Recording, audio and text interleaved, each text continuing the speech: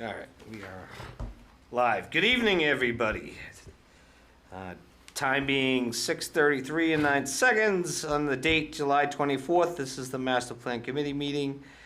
Tonight's meeting will be held here in the Municipal Building and Training Room, 3rd floor, here at 355 East Central Street tonight at 6:30. A note to residents, all citizens are welcome to attend public board and committee meetings in person. The meetings will also be live streamed by Franklin TV. Recordings of meetings are also available at Franklin TV's Franklin Town Hall TV YouTube channel. And additionally, in an effort to maximize citizen engagement opportunities, citizens will be able to continue to participate remotely via phone or Zoom. A link to access tonight's meeting is on the agenda. You can call. Phone number is 1-929-205-6099 and enter the meeting ID 859-5509-9397 and then press pound. That number again is 1-929-205-6099 and enter the meeting ID 859-5509-9397 and then press pound. Okay, so the first thing on our agenda Glenn? for tonight, yep, 2 people in a waiting room. nope. Thank you, sir. Colby. Mhm. Hey, Kobe. Kobe, can you hear us? Okay? Maybe he doesn't want to. Mm-hmm. I can hear you. Yep. Perfect. Ally, welcome. And that Amy Love, by the way, is on vacation, so that's just her. Meg is in the waiting room. Meg is in. No, Meg just showed up. Perfect timing. Thank you, Erin. I appreciate that. Hey, Meg, you hear us all right? Yes, I'm here. Perfect. That's awesome, because we're just gonna go into subcommittee reports. So what I'll do is I'll start the first agenda item, subcommittee reports, with you, Meg, in the open space, recreation, natural, cultural, and historical resources. And just an update on the status of your subcommittee. Thanks, Glenn. I don't have much of an update now. I will be, after this meeting, scheduling our next subcommittee meeting to review the public input from the public hearing and look at next steps. So I will get you a date on that as soon as we have it. Okay. Perfect. Much appreciated with that. Kobe, over to you. Just an update for your subcommittee. Yeah, it's a similar story here, and I'll take the heat for that. Team, I'll be reaching out shortly. I've been having lots of conversations and thoughts, especially coming out of some of the ideas that we heard from the public hearing, as well as some other ideas that we've gone across. So I'm excited to get back to work, but we'll have to schedule that meeting as soon as possible. Perfect. Thank you, Kobe. I'll go over to you, Ken. Housing and Economic Development, subcommittee report. Same as the other 2 committees. We honed in on our goals, and we have plenty that we can share from that planning meeting. You and I should talk about transition from here. We will. We'll be getting together with Rick and Brian at some point, and Amy. Great. To discuss the transition from your role to Rick. I've spoken with him. Fantastic. And he's on board with taking over the role of chair for that subcommittee. Great, thank you. Since he knows what's going on. Much appreciated. Gino, sustainability? Yes, we met Monday night to begin coming up with implementation plan for our goals and objectives. We made pretty good progress, but of course we have more to go. Okay. Very good. And that leaves me with Janelle, land use, zoning, and subcommittee. Thanks. We want to try to get back into a regular land use and zoning cadence of being Mondays opposite the planning board meetings. So I just grabbed time on the calendar for the next 3 of those Mondays. That's July 29th, August 12th, and August 26th, I think it is. 26. And if we have to adjust those, we will, but I at least wanted to start to schedule them so we can make sure we had time booked to get through this next phase. Good. Thank you. And hopefully you get a fair response, right? Amy Love will be out for another week or so. If anybody has any agendas they want posted, they want anything at all, please send them to me as well as Amy. That way they'll get attention. Very good. And as usual, as part of correspondences with Brian, just CC me, so just to kind of keep me in the communication chain, just so I know what's going on. I can keep track of dates. We do have, I think, the best way to quote it was actually from Amy's email, and I'll just read it from the email that I sent you. The next 4 to 6 weeks are crucial in completing these goals, objectives, and implementation part of the plan. Which brings me to the first question of the night that was posed actually from Janelle earlier, and then I'll go right to Jill with this question. Jill, the questions come up as to what are the next steps? We have a. What are the next steps that Bader and Barrett will be taking as part of this master plan committee and your support to us? What's your role in the next portion of implementation? What do you? Well, we're certainly here to like advise and guide, but if there's support in terms of organizing the information, I do take a peek at the shared spreadsheet. And I have to say, I think the master plan committee, I'm very impressed by all the work and time and effort people put into it. Really a lot of thought in developing the goals and the objectives, and then I know the actions, that will flow from that. So if we can be helpful in looking at number one, we need to figure out what the table will look like, and it can be exactly like the last one. I think there was 2 columns to be filled in: responsibility and the other one is escaping me, the other column. Correct. You can add additional columns if that's helpful to, but the responsibility is a key one. And then sometimes there's ones that you kind of put in like the level of priority that it may be, or the time frame that it should be accomplished in, immediate, near term, longer term.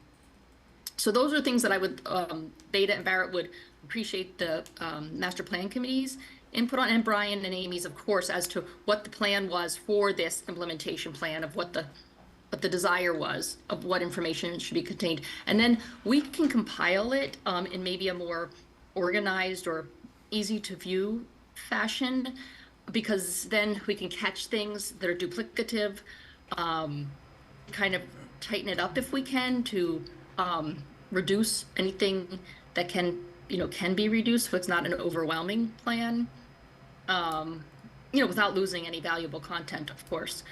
And then we can also like add icons if that makes it more user-friendly, to break up the text of the table. We can kind of, again, make it a bit of a more user-friendly tool. So those are the ways we can support. We can also meet with the smaller groups if anybody or any group is having trouble ironing things out or coming up with the way to say something to that it can get done. But a lot of times that input's helpful to get from the departments, that would be responsible, the departments or the committees or the boards that would be tasked with being responsible for those actions actually happening. Sometimes they know the wording best, is how the action should be worded. So those are the kind of things that I think we can give the oversight on and guidance, so that people don't have to get too stuck in the weeds. We can help with that. Okay. I believe, Gino, you had some input on this particular portion of the. Yes, it's sustainability. We created a chart with some additional columns that mainly to focus our discussion, but also to throw out as possible format for the implementation plan. Okay. I think what we'll do, because one of our main objectives for the night is to actually talk about the objectives and kind of iron out those objectives so that we can move forward with the implementation portion. We can actually definitely talk in some detail at the next meeting about the formatting, and we can actually put forth to you, Jill, that formatting change. I did review what you had proposed. I believe it was adding, two more things into it? Yeah, I had, let's see, had 5 columns: lead agency, supporting agencies, implementation mechanisms, schedule, and possible funding. With a- Possible funding with a column. sources, right. I remember that one was key. And excuse me, Go ahead, through Jill. the chair, can I ask a question? Certainly. Gino, for implementation mechanisms, was that the column? What was an example for that, just so I'm on the same page? Like a zoning change, personnel change, those types of things. Maybe not zoning, maybe a bylaw change, maybe kind of on the fence between funding and implementation, but grants that might be available, that sort of thing. Okay, yep, thank you. Perfect. Okay, while we're still on subcommittee reports, before I move into the section on objectives and goals, Steve Sherlock from Franklin TV had a proposal he'd like to make to the various subcommittee chairs as well as the subcommittee members. Steve? Yeah, thank you, Mr. Chair. Just put out the offer to the subcommittees that while your planning and public hearing has been successful at the goal level, as you get into the objectives, giving some details behind that will foster the discussion, I think, for the community. So I'll make time available to schedule a recording session so you can go through at least either the high level of your objectives or the rationale behind some of them to help foster that discussion with the community. So I just wanted to put that out there. Maybe you want to take advantage of it. I would certainly encourage that, but it's not mandatory. It's certainly another way to help continue the discussion that you've got going. So if anyone would like, what's the best way to reach you, Steve, if they wanted to? What's the, Yeah, you should have my email already. It's I do. SureSteve@gmail. That's the easy way to get hold of me. okay, email. Got it.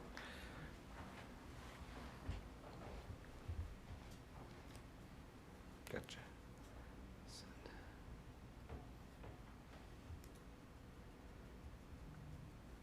Will do, just make a note.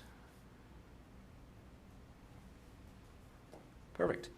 Okay, with that, that takes us to, any other comments, questions, or regards to subcommittee reports? All right, let's move on. Second item on our agenda, and that question already came up with Beta, it is to determine objectives for each goal. Now, Brian, we didn't really have a specific place we wanted to start, so let me take it from the beginning. In fact, why don't we start with Kobe, you here, present? Yeah, I am. Do you want to take lead on circulation? We'll start off the discussion on objectives, hey Meg, and go through the specific objectives under circulation and goals. Do you want to read them, or do you want me to go through them and read them myself? I'm happy to read them if you're able to pull them up. Yep. I am. I've got them on the move. screen. I've got them on the screen for the membership to see here. If you want, if you have them up, pull them up on your side. That's great. If you're able to share them on the screen, Yeah. that would help me. Oh, well, let me see if I can get this. Share the Zoom. Let me see if I can get this to work. I should be able to.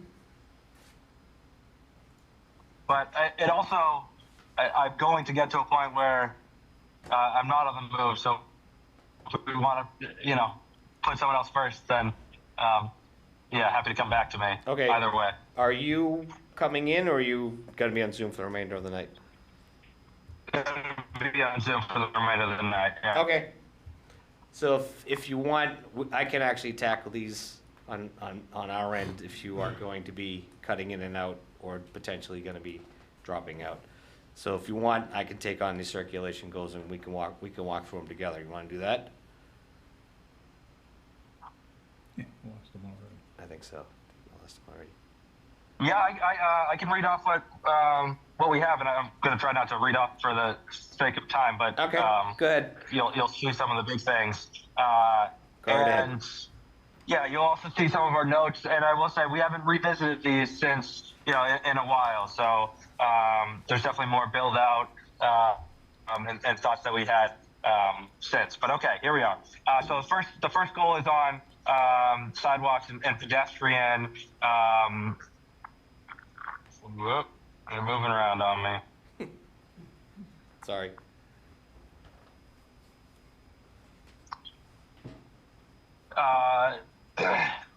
One of the concepts we wanted to make this goal first.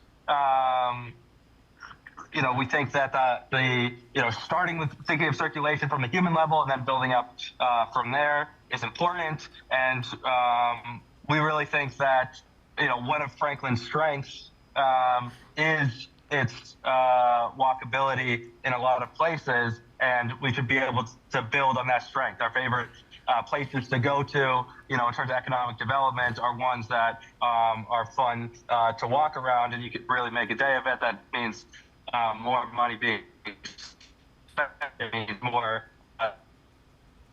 and it means healthier living, and it means a more accessible town. Okay, so making sure that we're really prioritizing that. One of the concepts was, do we want to track some metric of pedestrian improvements over time, walk score being an option there. Thinking about, again, another way, how do we actually quantifying and making sure that we're building out pedestrian and putting in the possibility of setting a minimum of the highway budget in of the annual highway budget go toward pedestrian infrastructure. Here we said 10%. We looked at improving pedestrian safety at some priority locations. This is really looking at the map and seeing where are those arterial roads that really connect neighborhoods to the downtown or to each other that are high traffic and can use some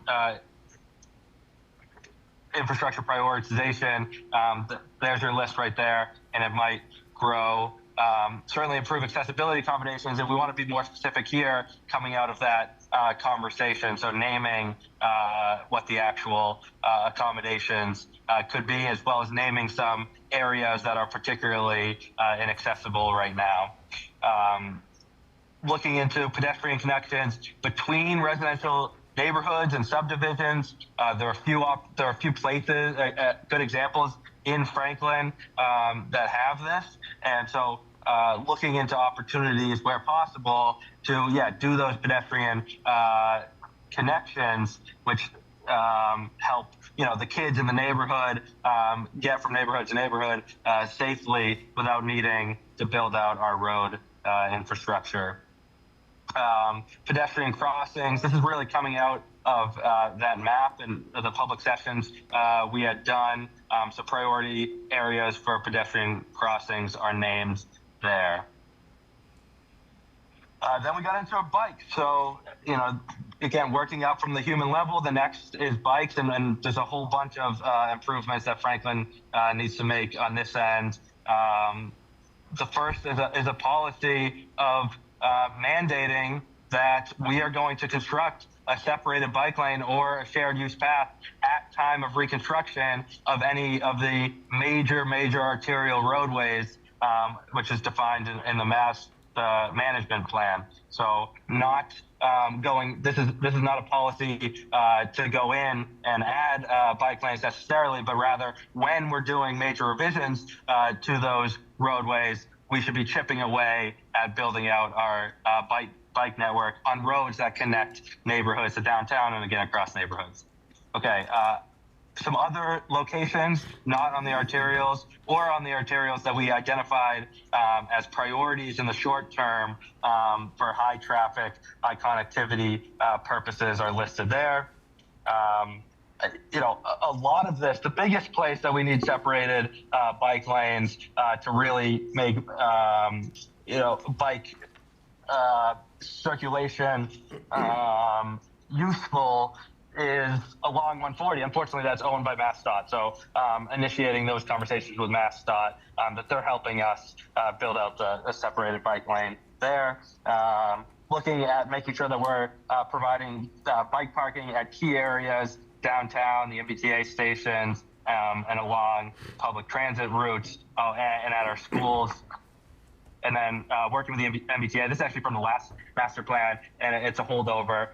Bike lockers, a really strong bike infrastructure at our downtown MBTA station is going to be key for this vision of Franklin that we see.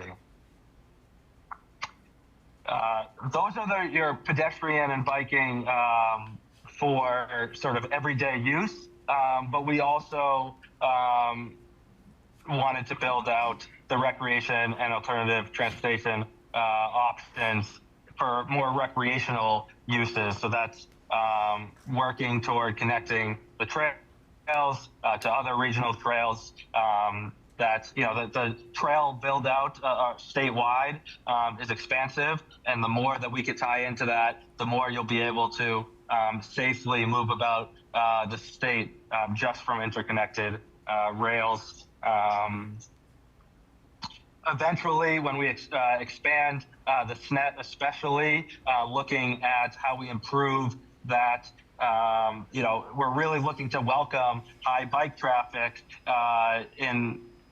starting in our downtown once we extend it to downtown. And so looking at bike repair stations, and if you look at major bike trails that start in downtowns, be it Arlington or Lexington, there's some infrastructure there that says, hey, this is a place that you can start and end your day on a bike.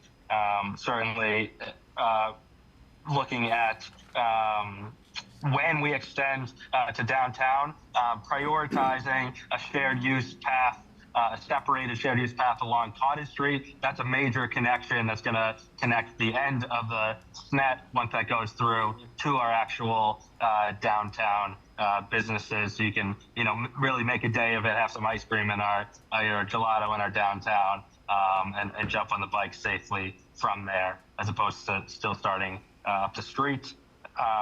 And then some pedestrian and bike path lengths. We just named some opportunities for those shortcuts that we had noticed.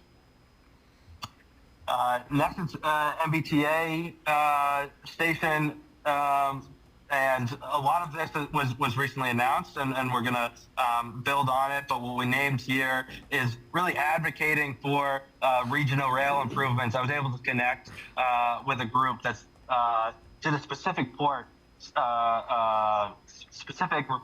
on the regionalization of the Franklin line and the opportunities there to double the frequency of those trains and cut the time of travel in half.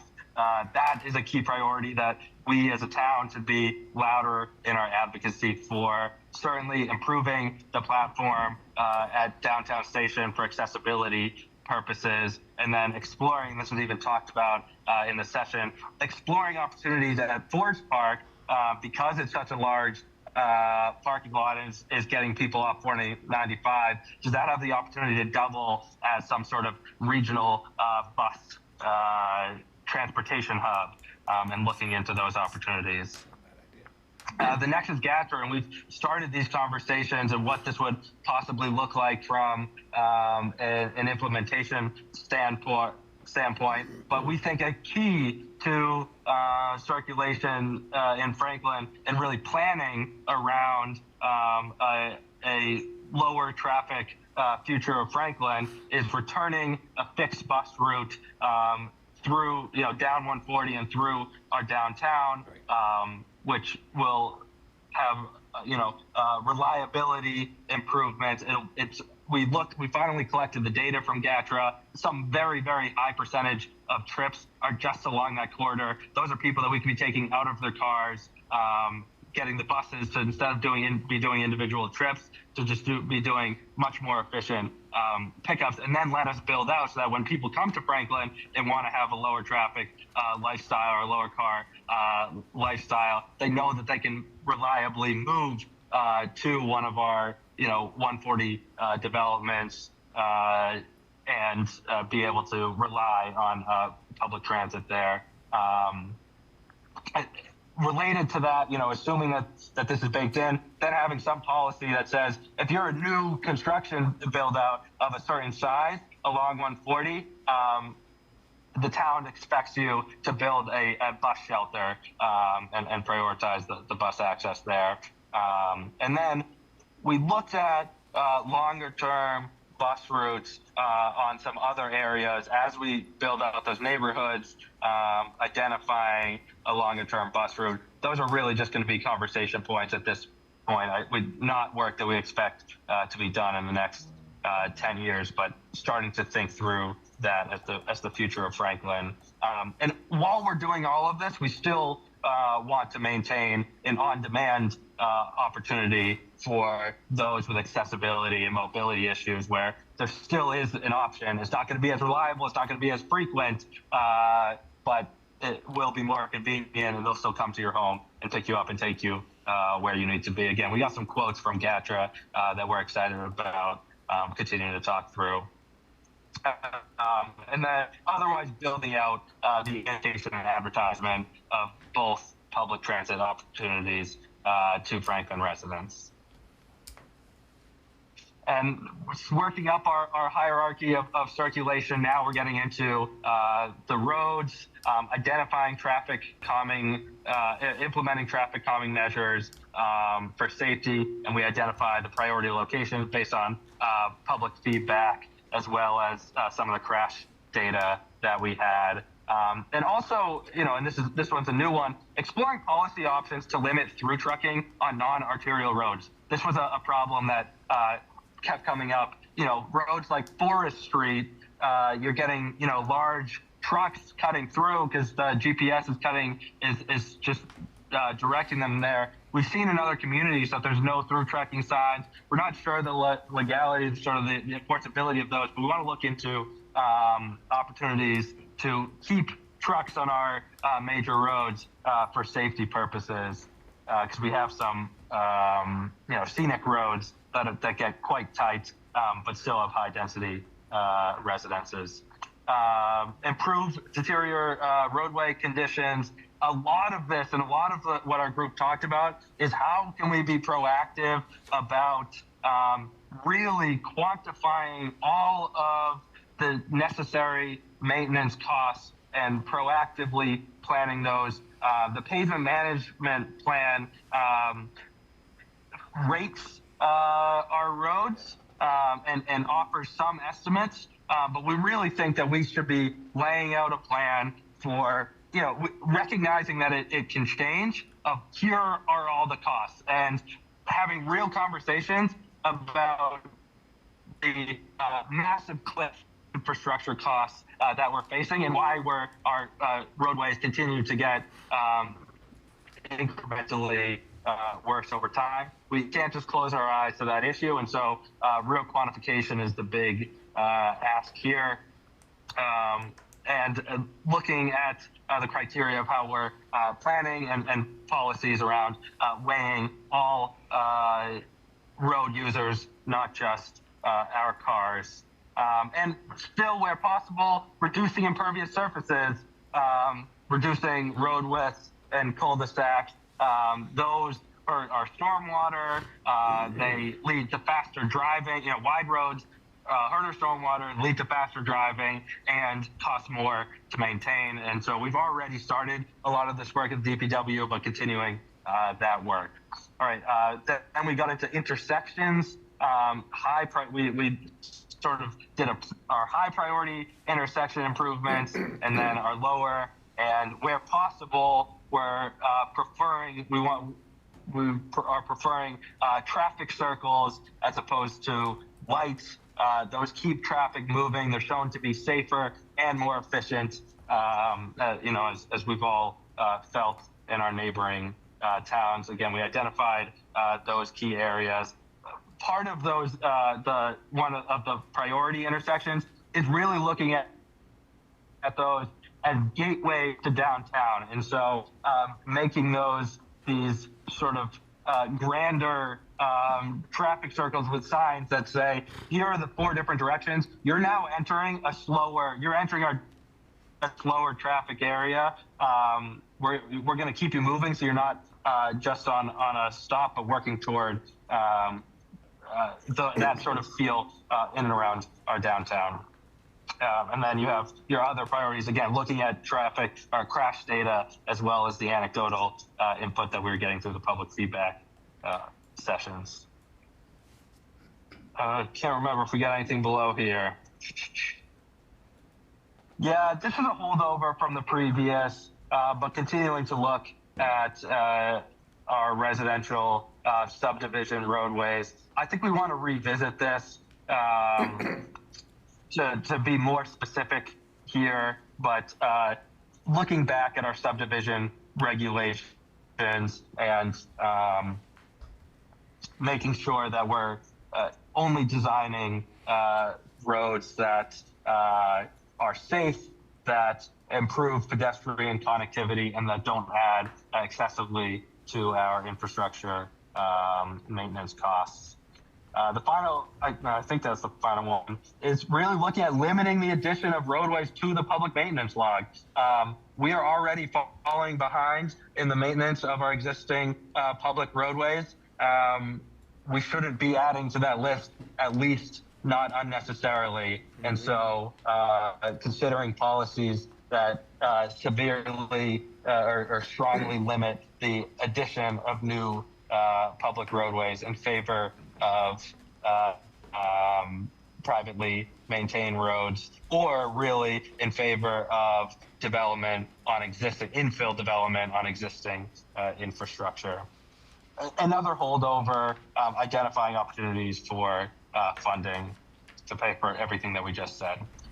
Okay, the final section, the final goal is around really just talking about downtowns and neighborhoods. This is the capital N neighborhood. We're gonna have to talk as a full committee about how we want to think about those areas. But these are areas that we are really prioritizing pedestrian infrastructure. And that's one of the sort of, we're saying that you can build a little more development in these areas. In exchange, we're going to prioritize our, limited pedestrian improvement budget to these areas that on things like sidewalks and lighting and so forth. And then related to improving the walkability, especially of our downtown, is looking at parking policies. And I think this might be touched in a few different groups, but we thought it was key here, and this is also included in the previous master plan. That's either removing or greatly reducing our parking minimums in our downtown and C1, which is right adjacent to our downtown, establishing a residential parking permit for overnight use of our downtown spaces that allows for new housing development to not need to build new on-site parking, but rather is a more efficient use of the existing parking downtown. Establishing a policy to strongly encourage shared parking in private lots in our downtown and along 140. Certainly prioritizing enforcement. Part of this means that we need to be enforcing the misuse of our parking policies. We identified some opportunities.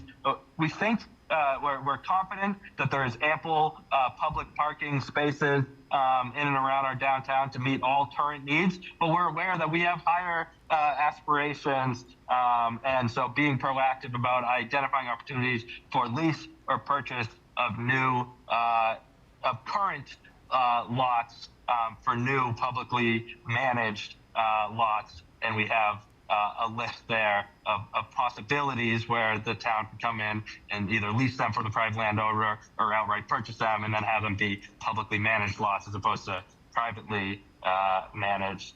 And then, sort of the long-term future is you're going to want high turnover on really on-street parking. And so just naming the future possibility of charging for parking to encourage the high turnover once we get to a high traffic future of Franklin that we all can't wait to get to. Okay, I think that was it for there. Again, we have some other thoughts to build out some tweaks that we're going to get back to talking to, but Okay. would love to hear any thoughts if that's what comes next. All right, so I'm gonna take this element by element. We'll field any questions anyone has towards any one of the specific objectives that Kobe talked about under circulation. Who wants to go first? Meg? Kobe, thanks for that. That was really thorough and Great job. impressed by the objectives. Looking at your objective as far as reducing impervious What's the surface. number? Give me the number so I can bring it So up. I did not write down the number, I just Nope. put down the question. We were looking at impervious surface. Yeah. or in the- roadway one. Yeah.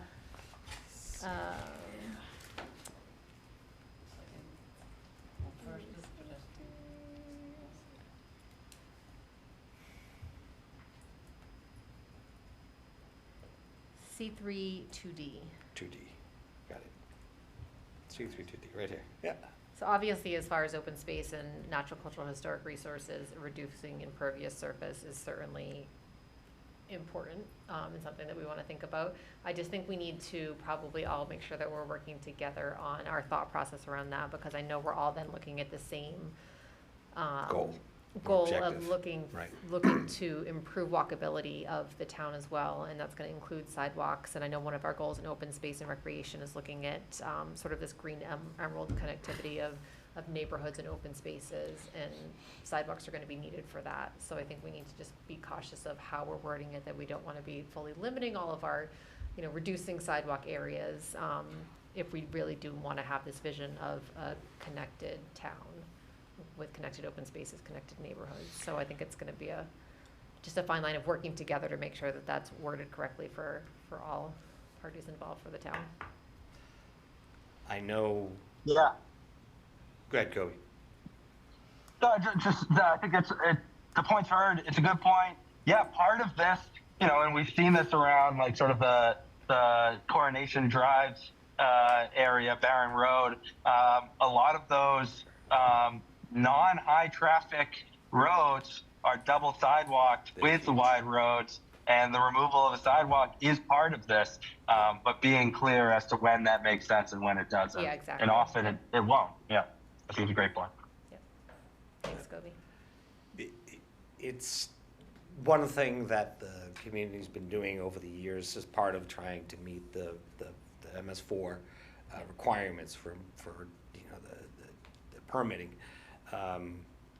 The DPW in the town has constructively been going around, and when the time comes to fix or replace a street, like over by Kennedy, for instance, there's a street in that neighborhood that you could literally land an airplane on. That's how wide it was, and it had a sidewalk on either side. We reduced it, I think, from 40 to 28 feet and took out one of the sidewalks. It reduced two things: one, impervious surface, but it certainly slowed the traffic down, because I got a lot of complaints from the neighbors in those areas from people speeding. It's like, well, those are your neighbors, because these are main streets, these are side streets.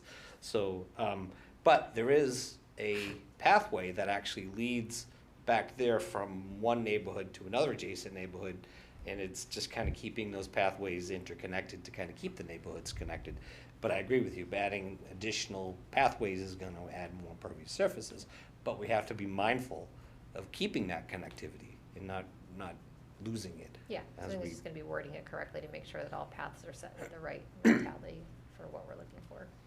It's logical. And we'll talk about that more as we go towards implementation part as well. Anyone else have, Eric? Yeah, I think it's C11, C11? I think. Mm-hmm. It's the one on accessibility on sidewalks. C11D. Got it, right here. What I was thinking about there is maybe making that a little bit more action-oriented, or be a bit more specific. And what I'm thinking of there in particular is whether the action could be establishing design standards with community input, that when the town is looking at a improving the sidewalks or establishing new sidewalks, that they have guidance to refer to, and it's not just the ADA standards that are out there, but there's some sort of specific item, and it's not just to the extent that there's some sort of community input at that particular time that it's done, but it's just establishes it and it standardizes it so that no matter when it happens into the future, it's always going to be the status quo, that's an element that they're looking at for those improvements. So in other words, it's not like a customizable, we have something come up, we customize it to meet their needs. It'll be more of a set standard for wherever these locations may That's show up. right, that's right. You know, and we heard feedback about that from our public hearing session and about how some of the sidewalks that are there, they look really nice maybe in downtown, but they're really inconvenient. And if they were established within those design standards from the get-go with input from the public, from a variety of different abilities that are out there, that could then just be the status quo of what we look to do. And So you mean like the fire hydrant on Emmett Street that blocks the middle of the sidewalk wasn't Yeah, something that really that- should have been planned into that's that probably a process? good example there. Do you know That's what I'm probably- talking about? Okay. No, you're right. I agree. Kobe, did you want to respond to that? Thank you. Oh, great idea. We'll ask DPW their first reactions, but I like it. I like it. No? Thank you, Mr. Chair. Through the chair, through to Kobe. Hi, Kobe. I have two things I want to say. First of all, thanks for that. You guys are working. This is great stuff. I love it. It is. Biking around Franklin. I find sometimes that lights do not detect bikes when they're traveling through the town, and if we want to be able to allow Yes. what do you say? Yes.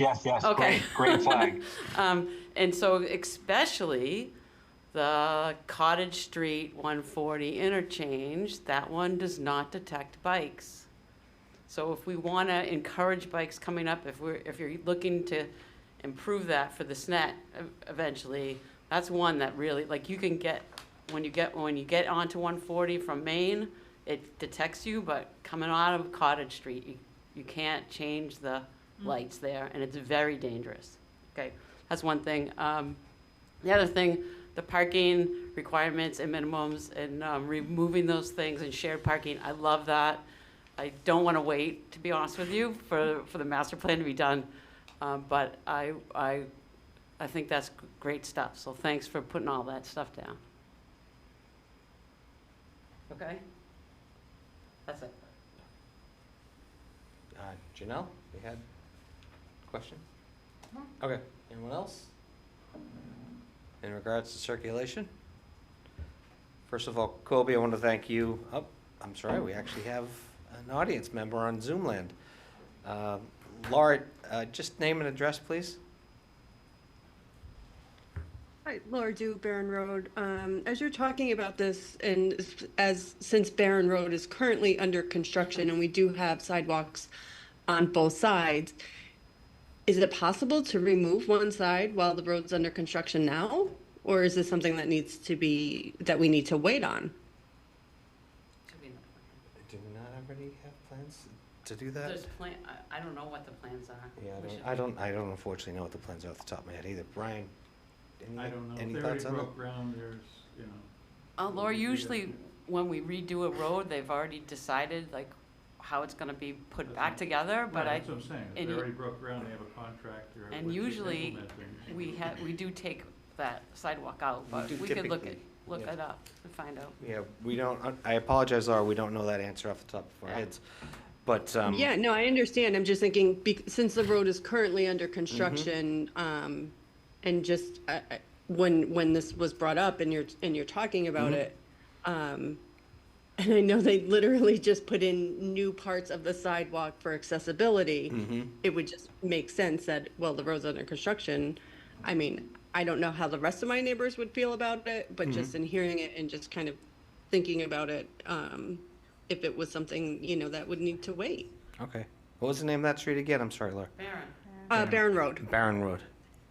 All right. I mean, I'll don't talk to- get me wrong, the road is fantastic now and it's not even finished. But That's how we bad do it have- was. yeah, it's just, we do have sidewalks on both sides when Counselor Jones, when you were talking about, neighbors in this neighborhood, there are a lot of wide streets and Right. when I do take my dog out and walk, I pick the shady side because my side is the sunny side. And like, again, just a thought, since the road is currently under construction, it would make sense, but again, I'm new to all of this, so I'm not really sure. Just wanted to see if anybody knew the answer. Unfortunately, not off the top of our heads, but I can certainly look into it and ask the town administrator what the plans are for that street. Actually, I talked to Brutus at DPW as well. If they put a new water main in, they reclaim the whole road, they Right. reconstruct the whole road. That's the only way it's getting done. They must be changing the old transite pipe over Are there. they doing Yeah. a pipe there? They did back in Okay, well, June. that's the reason why. They didn't do Closer it to out of Maple, kindness of the on heart. the Yeah. Barron The side, water they department budget. put in a new water main. Gotcha. Thank you, Laura. Thank We'll- you. We'll look into it. Appreciate it. Thanks. All right. All right. So, Kobe, while we're still under your area, why don't we jump right into community services? And you can continue on. Did you have a question? Yeah, okay. Okay. So a lot of this might sound repetitive over time. In general, you're going to be hearing us talk about maintenance plans and the increasing the specificity of quantifying current and projected future maintenance needs holistically, as opposed to a 3 years at a time lookout, but really have a full sense of the state of all of our infrastructure as a key goal. Okay. A lot of these, the framings, the goals themselves are holdovers from previous. We didn't get too aggressive in changing those, but we may if we find they don't serve as well. But the first one is somewhat a throwaway, but just making sure that as we develop town budgets, that they match the goals of the master plan and capital projects listed in the master plan. And then separately that we identify alternative funding sources for those. Okay.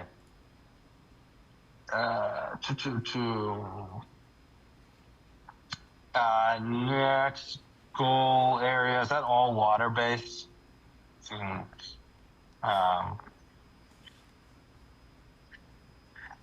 In general, continuing to maintain and improve. A lot of the, again, I'm trying not to be overly repetitive here. A lot of these are maintain, improve, find the funding as necessary.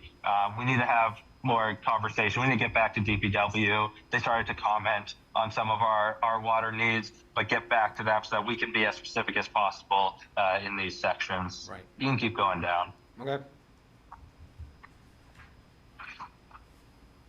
Maybe a little fast. I mean, one of the things to name there is also talking about stormwater, and sort of, again, we actually have a lot of these numbers, but making sure that we're being honest and projecting a timeline of stormwater costs, and then evaluating what we can and should expect for stormwater fee increases to meet those federal mandates.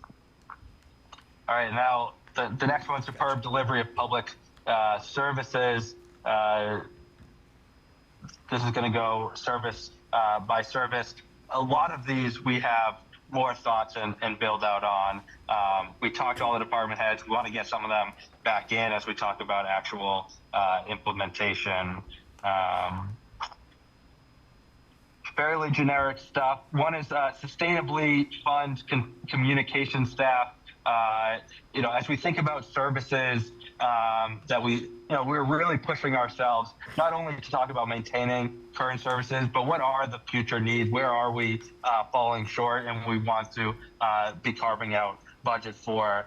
One key one is communication staff. We currently are at zero communication focused staff at both the town and state, both the town and school sides, and finding sustainable funding for communications will be increasingly important as our websites, as our social media becomes more of a focus for how we get public news, as our public news sources unfortunately continue to decline. As well as looking at opportunities for more creative community engagement opportunities, whether that be digital signage downtown, which has been seen in some communities, an app that has key town services and a calendar, or any other emerging technologies that might come forward. Continuing to prioritize the investment in technology where we can save staff time and just be more efficient in our uses.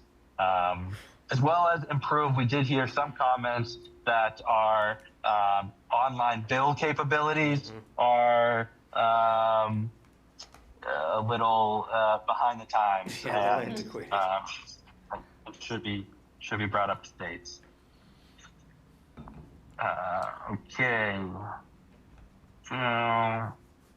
Yeah, in general, fairly generic things.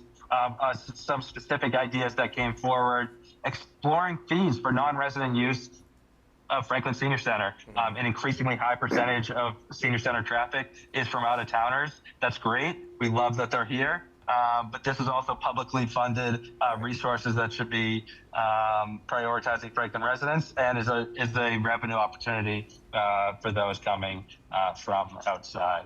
So really exploring that seriously, as well as opportunities for where are the regionalization opportunities. One of the key ones that we talked about is technology and communication services might be able to be regionalized. You know, if we can't fund an IT staff on our own, which we're struggling to right now in Franklin, maybe we could fund them across 3 towns, or something like that.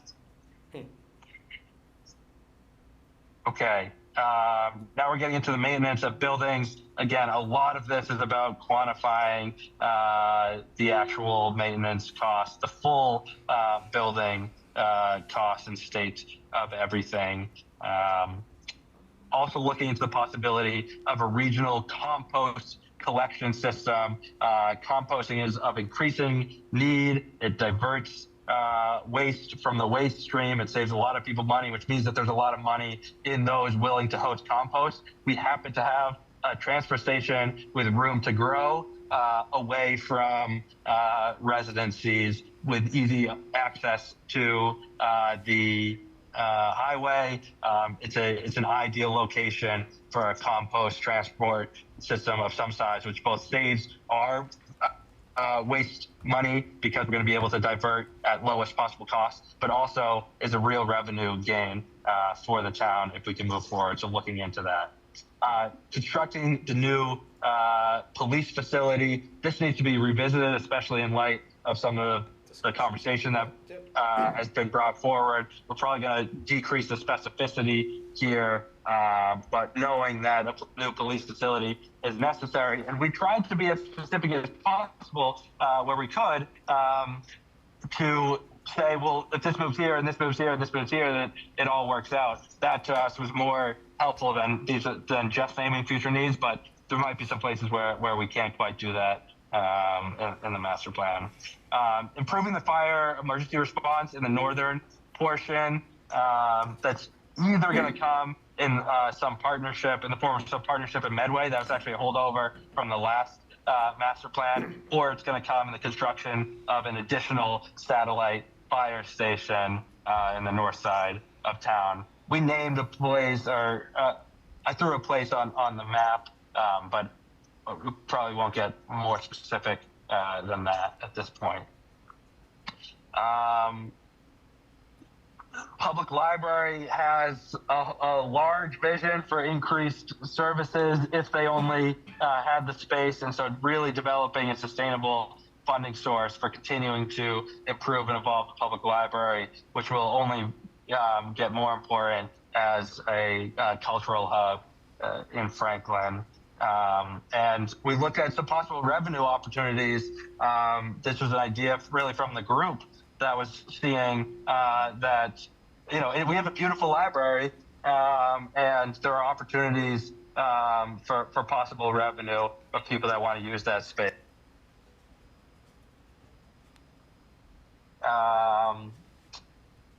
Looking at, if we move away from the police station, looking at as a possible use of some community service facility, maybe that's an arts and culture center, given its proximity to both the sculpture park and our schools, and then proactively planning for the use of the Red Brick Schoolhouse. One of the thoughts was as a sort of rotating set gallery for the Franklin Art Association, who just lost their gallery space. The final, which really needs to be revisited, and we got to bring the superintendent back in, is how we're going to get more specific around supporting the school department's vision and finding sustainable funding sources. I think we want to push ourselves here to be as specific as we can about what, we think that the future of Franklin is one that prioritizes families and continues to attract families. That means the maintenance of strong public school system, and that means doing so reliably and sustainably. And so what are funding targets? What are possible metrics that we're aiming toward in line with the school's vision for themselves, so we can make sure that that's a really a crucial component of Franklin's budgeting in terms of, a budget that reflects who they want to be. Okay, I think that was it for me. Again, excellent job, Kobe. Sure he's not on another committee. Say again? He's got one more maybe he can be on? That was one. No, one committee, multiple goals. All right. Does anyone on the committee have any questions in regards to circulation facility objectives that Kobe just spoke about in regards to Not circulation. Facility. facilities? Past that. Yeah. So yes, I do. Go ahead. All right, so, two things. I know that we have in here, to get more aggressive on this wording about the public library, funding opportunities, but I think really, just pushing that again, there are opportunities there that, we shouldn't just be saying to explore them, but to really activate, the community to utilize that space, as a source of funding for the library and potentially, into other aspects of the town as well. The other thing, and Kobe, I know that in our last meeting, we discussed the school funding and really going bold in our statements around that coming into this document. I know we're not seeing that specifically in here yet, so just making sure that within this piece, we are, as a town service, and I need to scroll up, to the superb delivery of public services, appropriately funding the school system is critical part of that. So we have discussed in our subcommittee meeting, kind of boldly stating within here what that looks like for our town and for the future here. I agree. Kobe, did you want to respond? No, agreed, and took note of the extra urge in the library. Excellent. Anyone else? Janelle? I'll just second that. I think we need to add it to the superb delivery of public services goal about our public school system. I would second your second. I agree. Definitely something we should put in there. So, all right. Anyone else in regards to circulation facilities? No? Awesome. Kobe, great job to you and your subcommittee in regards to the community services facilities and circulation. That's Kobe, Ken, Aaron, and Janelle. Thank you so much for all your hard work that went into that. And there's a lot of achievable goals that I heard right off tonight so far. So far, so good. All right, moving on. I think what I'll do is I'll take it over to Meg under Natural, Cultural, Historical Resources, and we'll start off with Natural, Cultural, and Historical Resources. Meg? All right, thanks, Glenn. So our first objective here, we're looking at really identifying both town-owned and private natural resources throughout Franklin, and largely looking at creating forward stewardship plans where appropriate in these areas. Additionally, we're looking at, specifically looking at the town-owned properties and actually prioritizing which natural resources we need to protect. I think in the last master plan, they looked at really identifying a lot of these town-owned properties and where the natural resources are. And so looking at funding-wise, what are our priorities here and what needs to be protected. And again, that goes into preserving and protecting additional open space as noted in the open space and recreation plan. Right, section 9, I like that. Being specific. So our second goal here, we're looking at the arts and culture specifically. So we want to develop and coordinate between just collaboration across town between the municipality and businesses and other cultural entities on all matters related to arts and culture. We want to be able to strengthen the creative economy within Franklin, and we realize that's going to be a collaborative effort. So reading that, I feel like maybe we need to be a bit more specific on what that looks like, but we can go into that a bit more at our next subcommittee meeting too. Yes. Nope, sorry. Hitting buttons over here. So again, looking at funding for that, so we want to increase public and private support for the arts and culture, not only just support, but funding as well, and that's largely through the Franklin Cultural District. We want to look at building partnerships with Dean College and other nonprofits to increase public arts and cultural opportunities. We want to be expanding the presence of public art in desired public and private locations, and then increasing art instruction, both for children and adults, not only through the public school system and Franklin Public Library, but also through the rec department as well. Being able to support artists in the community by providing affordable living, office presentation, performance, and rehearsal space for artists and cultural organizations in Franklin. And then create and expand a base of businesses and other community financial support for artists, cultural organizations, and cultural resources.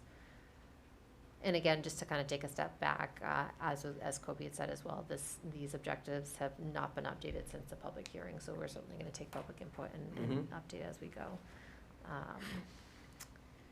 So we're looking at, our goal 3 is really looking at historic resources. So we're looking to protect, preserve, and enhance our natural, cultural, and historic resources. A lot of this is looking the same thing as we did before. We're looking at not only identifying, as they did in the last master plan, but really looking at prioritizing which of these historic sites we need to prioritize in our preservation. So making sure we have an active inventory of our resources for anything built before 1930. Going to continue to develop, there's a digital database that's currently in the process of being done for our historic resources, and making sure that is continued and maintained as that goes forward, and having an actual process for that. As I said, the prioritization of actual preservation for all of these projects. We also need to archive and manage the town's historic records. That's a process that has been flagged from the last master plan, but still needs to move forward, so we've left that in there. Looking at developing, and this came out of a lot of feedback from our public hearings previously, but developing a local historic overlay preservation district, including but not limited to the Franklin Town Common area. and being able to provide incentives for adaptive reuse and restoration of historic resources. And again, I think this is an area we can be a bit more specific on how we want to word that and what that will look like going forward. We want to nominate the town's significant historic resources for inclusion in the National Register of Historic Places. That again is an ongoing objective that has been in there from previous master plans, but again is still relevant. And then I'm excited about this one, but we want to look at creating a local legacy tree bylaw to be able to preserve and protect important trees throughout the community as well. Goal 4 here, so we're looking at preservation and protection of our natural, cultural, and historic resources, and advocating for that. So we want to utilize public outreach and media sources to advocate for the preservation and protection of Franklin's natural, cultural, and historic resources. We want to support citizen advocacy groups who are responsible for all of these actions within town, including but not limited to the Franklin Cultural District Committee and the Friends of Franklin Conservation Group as well.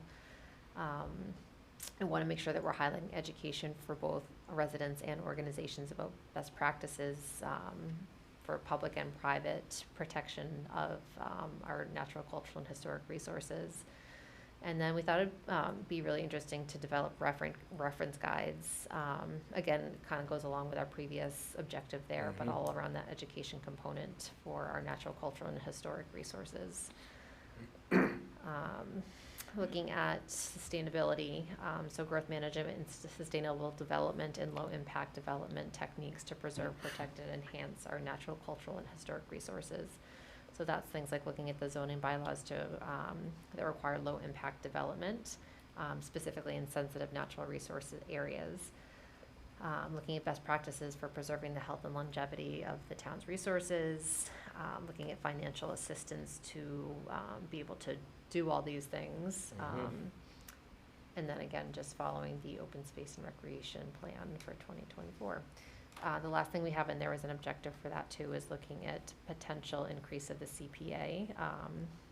Right. Instead of 2.5% up to 3%. Again, that was something that we went back and forth a bit as far as whether we leave that in there for a goal is with the town's current finances. But we had said as a 10-year goal, that might be something that they could look at down the road. So I wanted to keep included in there. So that is it for natural, cultural, and historic resources. Very good. All right.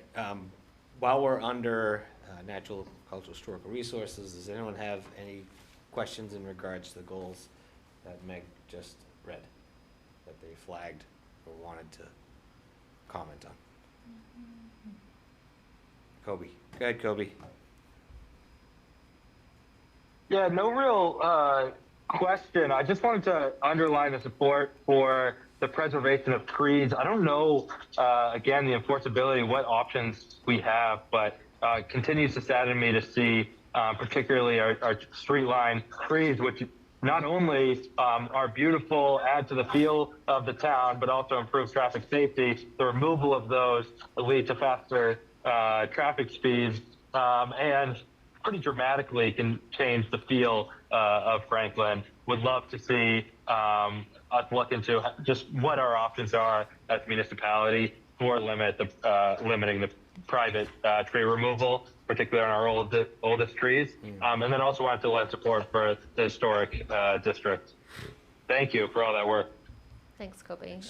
Just to say, as far as the legacy tree bylaw that we're, putting in there, there are a few towns locally that do have a tree bylaw that we've already pulled up and started to kind of look into, so we can pull a bit off of what else is being done locally to help build ours out to be the best that it can be and see what enforceability we were able to have with that. Perfect. Gina? Yeah, following up on that, I was just going to say that I had met yesterday with the Charles River Watershed Association about our sustainability goals, and they noted that they had been doing some research on tree bylaws in all the surrounding towns, and they were going to send that to me in the next couple of days. I'd be Awesome. happy to share that when I That'd be awesome. Thanks, get it. Gina. Because that's going to also come into our open space and recreation plans too, so that'd be great. Thank you. It's one of the things in regards to trees, that my simple comment, I completely agree with this. As a person who's on the subcommittee, I supported this, and I will continue to support this, but, one of the things that I would hate to see is many of the legacy trees that we have around town, but I do know that our tree warden, Brutus, actually does a really good job of maintaining what are our public trees, around the community. They do need a little bit of upkeep, and it's definitely something that we should add in, as part of our legacy program, is maintenance. What that maintenance looks like. And everything else that goes with it too. Because there's a lot to that, and especially being a 27 square mile town, I'm sure we have numerous amounts of legacy trees. Anyways, anyone else in regards to these objectives from Janelle? There are some overlaps Yep. with land use and zoning, so we'll want to just make sure we're clear if we're cross-referencing, or if it primarily lives in one area or the other. And the trees is one example. We have an objective about establishing tree canopy guidelines and protecting trees of a certain diameter. So we'll just want to make sure that we're consistent across the board. Yep. Very good. And in fact, I noticed under the list here, it said 3.5 land use and zoning. Were there cross questions or questions you had in regards to land use and zoning? I just was, when we Okay. originally were doing this, we weren't sure if that was anything that land use and zoning was looking at, so just flag Okay. that as a comment. Just That's- flagging it. Yeah. So I'll throw it over to you. 3.5 was to develop local historic overlay preservation districts where appropriate, including but not limited to areas surrounding Franklin Town Common. Is that something that kind of overlapped with one of your objectives? Yes. We have How does it- objective 5.3 is establish a historic district. Town common, connection through, we started outlining it. So, yeah, it's in both places. Again, we just need to be Yeah. conscious of where it lands. I don't And what the mind- implementation mechanism I don't mind the is. overlap so long as there's clear understanding as to what the goal is.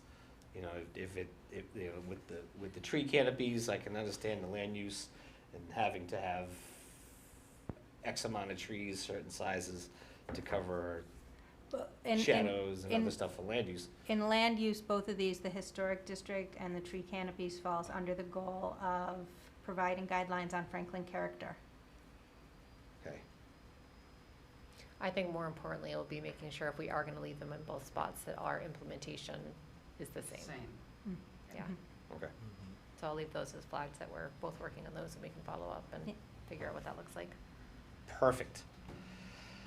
Awesome.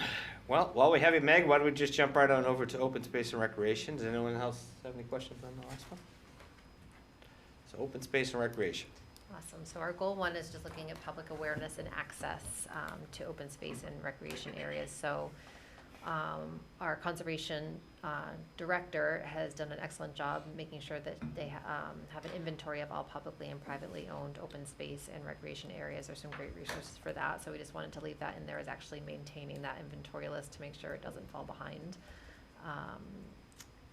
We want to create and implement a master sign plan, making sure that, and this is all about awareness and access to open spaces, so people really fully understand what is out there and how they can access it. We even sort of discussed things like having a, larger sign, sort of like the, London is this many miles this way, this is this many, like something like that in the common that can kind of direct you to different open spaces, or whether we have a larger sign that actually is like a map of our open spaces in the town common and other places as well, where you can more easily be aware of what open spaces is available to yourselves in the community. The other thing, looking at public awareness and access, is providing outdoor classrooms, continuing education, and volunteer opportunities to learn about the environment and natural habitat. So that's really looking at that education component that we also touched on in natural, cultural, and historic resources as well. So we want to preserve and enhance existing unprotected natural and open space resources in Franklin. So again, as we discussed with the last section, we want to look at prioritizing these open spaces for acquisition, both open space and recreation resources for acquisition.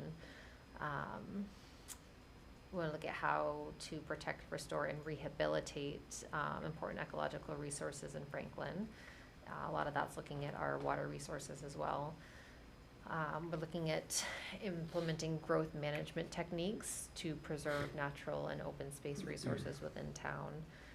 And that's really looking at not preventing growth within town going forward, but having smart growth to make sure we're protecting our resources. We want to work with owners of unprotected open parcels to protect their land in perpetuity. We've got some great resources already on the town website, but just making sure that education piece is out there. And I know our conservation director has started that work already as well. And recently they created a Friends of Franklin Conservation Group, and we want to make sure that that's being supported for the growth of that group to be able to aid the town and staff working to protect and preserve our open spaces.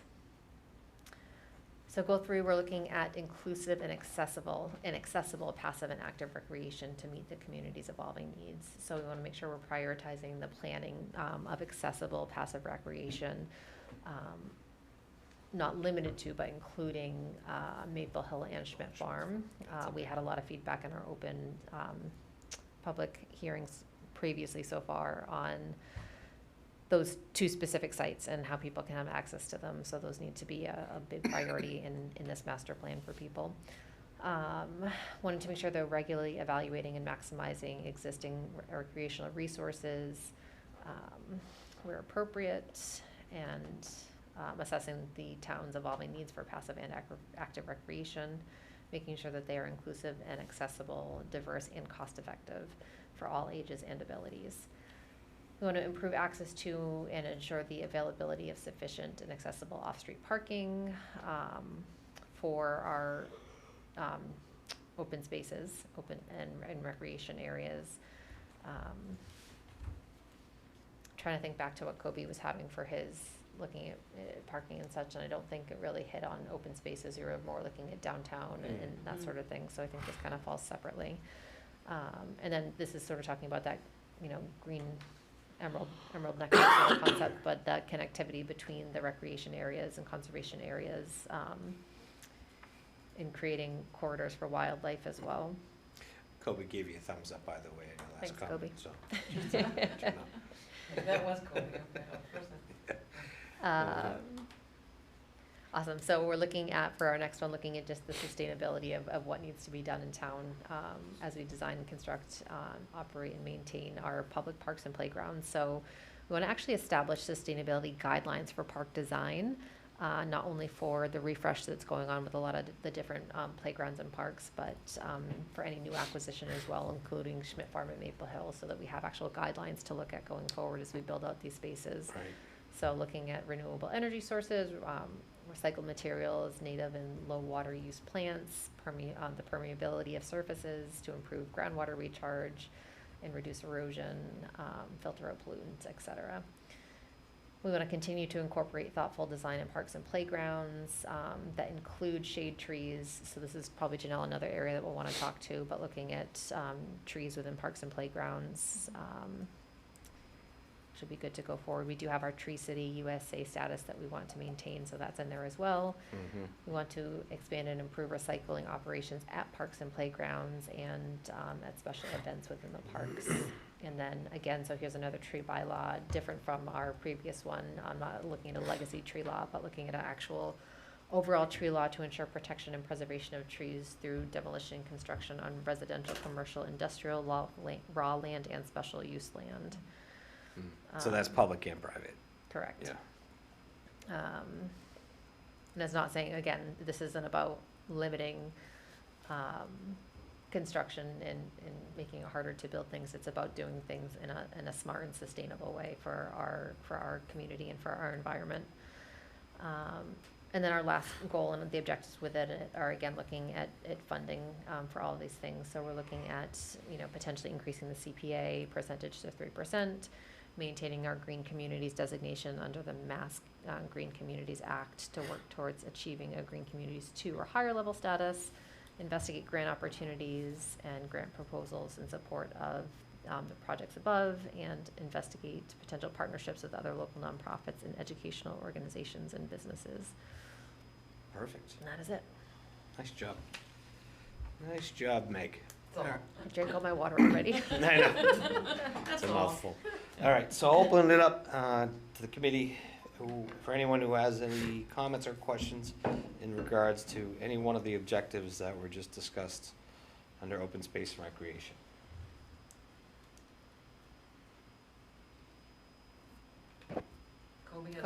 Kobe, go right ahead, sir.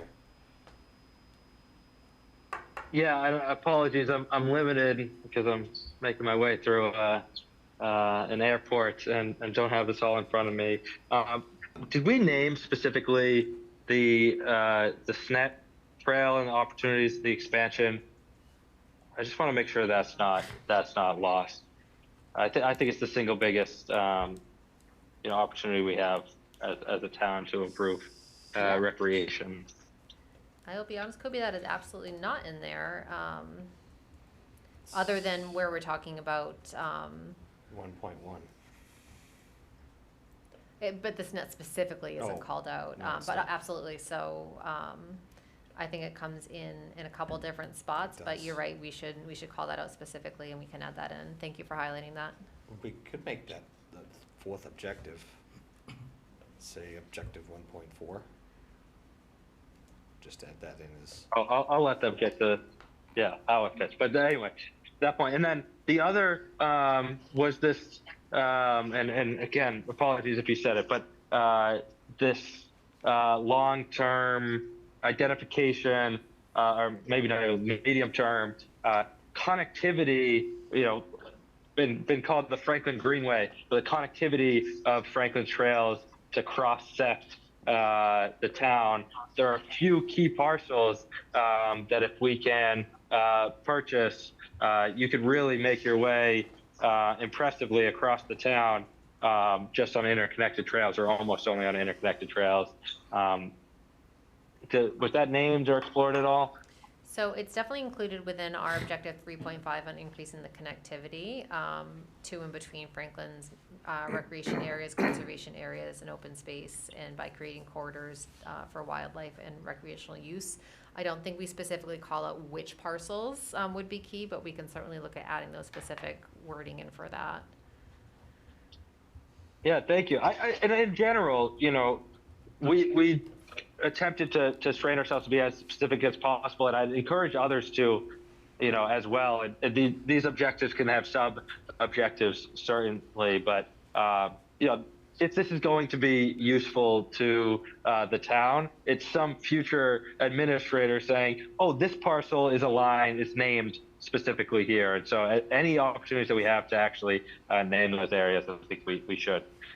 But happy to show you some more info on my thoughts on the Greenway, at least. Thank you, through the chair. To Meg and Kobe, I think, is it not the parcels mentioned in the OSRP? There are parcels mentioned in the OSRP as potential things for acquisition, but I don't think it calls them out as being as acquisition for the connectivity. Okay, So okay. I think if that's going to be our priority of acquisition over other natural resource causes, like we need to then specifically lay out the map of what that looks like for Okay. acquisition. Or maybe even like categorize the parcels? Yeah, yep. So that everybody knows why there are interest, we have interest in them? Yeah, That might help. Mm-hmm. Thank you. thank you. All right, anything else, Kobe? Need it. All right. Steve? Nothing else. No, thank you. All right. Steve, sir? Yeah, just a caution that consideration of perhaps being objective or careful in defining the parcels. Otherwise, you're gonna create an extra market condition for those parcels, and it might, from a resident perspective, it would cost us more to get them when we really need to do so, yeah. Kind of look at the more of areas than specific parcels. That's logical. Very good. Thanks. All right. Any other comments or questions in regards? Brian? On that note about specific parcels, a lot of times the list of really priority parcels that will, the public in general doesn't see them Right. for that exact reason. So being a little generalized on Areas. in that, less. the type of specific. parcel, things like that is really good to go into a master plan, but the actual parcels, like Steve is saying, for a variety of reasons, you also get phone calls like, who told you I'd sell my property? Yeah, exactly. And all that kind of stuff, so you just have to really be a little less specific, but really, you Little do more want to general. explain what the parcels you're looking for are gonna be used for. Connectivity is a very good example. So. Yeah, makes sense. All right. Anyone else?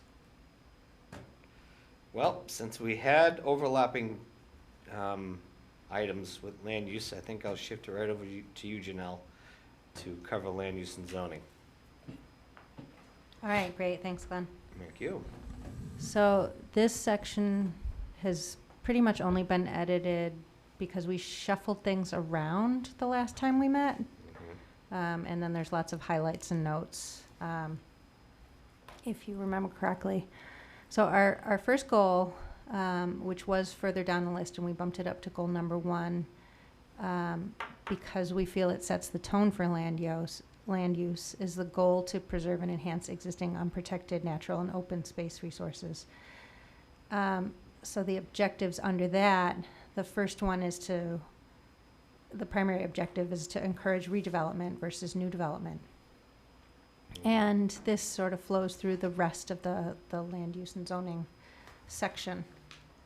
And whether the implementation items under this are things like different incentives or rules that we can reference later on. That's what we see there. Some of the other objectives were more of things that we were exploring as a group, and we want to continue to explore, and maybe there are things that I don't know if Jill is still on, but some of these objectives, if there's things from other area towns or other master plans that you've worked on, like right to farm, like the tree bylaws, like the deforestation bylaws, is that something that Barrett can help us reference or connect with other Jill? towns? Yes, hello. Yes, we can provide the references or the ability to, provide more specific information so that whomever is in the decision-making roles when reading this plan, will know what was intended for the objectives or the actions. Okay, great. Thank you. Sure. So we had an objective about making Franklin a right to farm municipality, similar to Medway. Objective 1.3 is about deforestation bylaws and how we might go about implementing that. You mind if I asked what specifically that would reference? Something? This is where it gets to, there is overlap, there would be overlap in this section related to what Meg was talking about with open space. Are there bylaws around how much you can deforest a virgin site? Gotcha. Clear cut. Okay, clear cut the whole. Can you, or do you have to leave a portion, right? Farmer can. A whole acre at a time? No, it's a valid Yeah. question. And then objective 1.4, we thought to clarify land use for renewable solar, wind, geothermal, and to incentivize already developed or impervious sites That's where a good one. possible. We did also have in here about provisions for EV parking, and we crossed that off because we thought that should live in sustainability. Gotcha. Perfect. Our next goal is around housing, and there will be a lot of overlaps with the housing subcommittee. But as a subcommittee, we focused on thinking about location and thinking about other broad planning efforts that had been done by Franklin or other resident groups to pull our objectives and implementation items out of that work. So this would be a lot of working with the Office of Planning and Community Development. Are there things from the Objective 2.1, the Franklin for All planning, that perhaps haven't been implemented yet and Franklin still wants to implement? Then we can we wanted to make this an objective in our master plan. Objective 2.2 is to confirm the compliance and determine if we want to exceed requirements in the MBTA community law. I understand, now when we wrote this a couple months ago, we weren't sure if we were compliant, and now we're getting there. But the key question, I think, in this objective is going to land in if we want to exceed it. Objective 2.3 is furthering the housing production plan. And I had a note in the side here to just make this a pillar goal. And maybe most of the items in the housing production plan are going to live in the housing section. But if we can take some of those items and really, like I said, look at locations, that's something we can do as implementation items here. Objective 2.4, this is a resident group, Ben4 Franklin, and they're developing objectives and goals for Franklin. So we wanted to just throw that in there as well if there's certain items from that work that are rising up to the level of the master plan. And then Objective 2.5 is to prioritize locations for housing that are close to walkable, business-friendly areas, especially for seniors. The third goal is on mixed-use development in appropriate areas. And our first objective is to define mixed use. And perhaps that can be edited and rewritten as describe mixed use, because we know the town recently defined it in a legal sense. But we spent a lot of time in our subcommittee talking about what is it? Why do we want mixed use? What types of opportunities does it create? What types of environment in Franklin does it create? And if the spirit is really to activate the street front, how does that get implemented via things like zoning and bylaw changes? Objective 3.2 is to identify areas where mixed-use development would be appropriate. And so we narrowed in on a couple existing zones. And the previous master plan did some of this, and we want to further those types of discussions, thinking about the areas. Again, like Brian had said, we're not identifying specific parcels, but existing zones, and we may expand a little bit on that.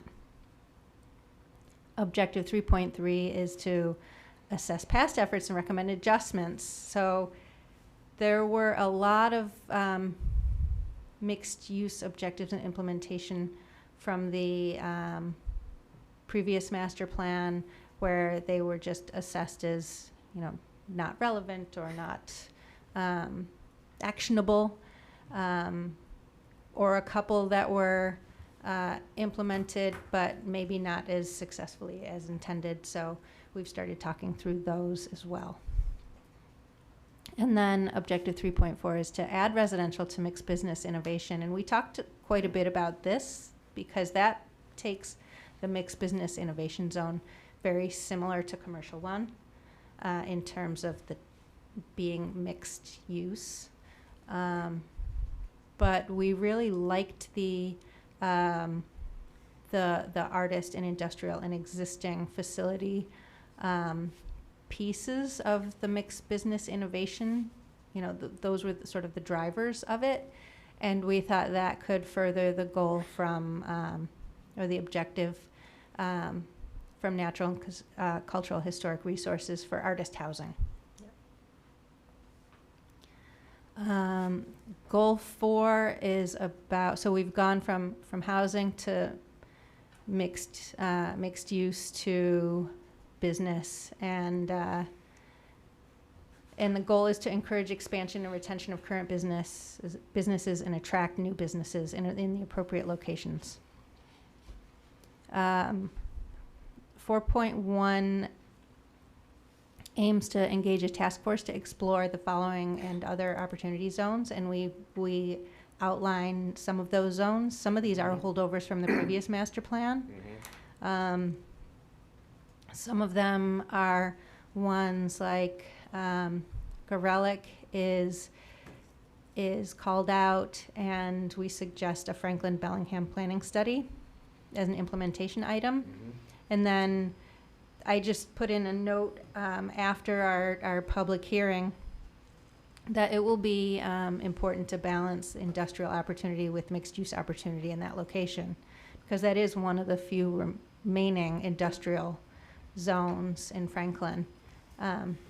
So if that was to all become residential or mixed use, then that would go away.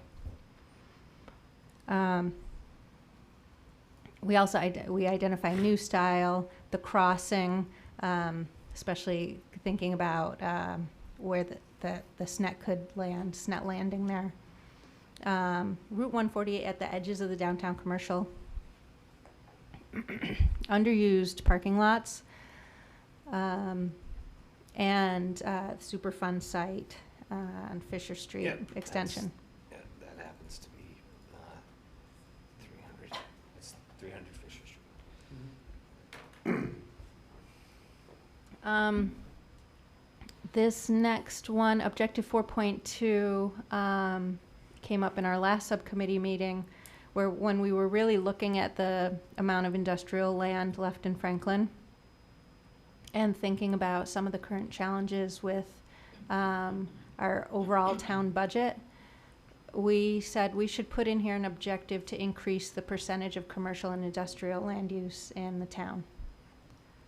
And again, this isn't just growth for the sake of growth, but it's smart growth in the right locations for the sake of our fiscal sustainability. And so we started to identify some locations that may be appropriate for that.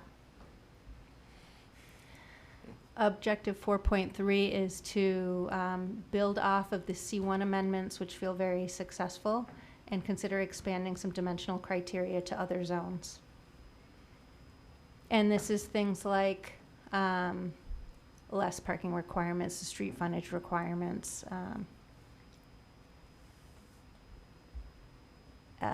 and then we thought we would look at Walpole and Mansfield as examples of some of this that has happened in their downtown areas.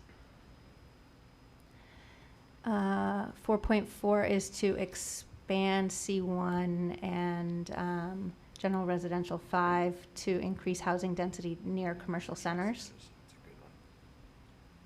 4.5 is to amend dimensional requirements within the neighborhood commercial zoning district to promote the development of small village-style businesses, and recognizing that neighborhood commercial doesn't really exist anywhere in town yet, but if we want to identify some key locations in the master plan, we'd like to do that with thinking about the neighborhoods that are starting to be identified from the other subcommittees.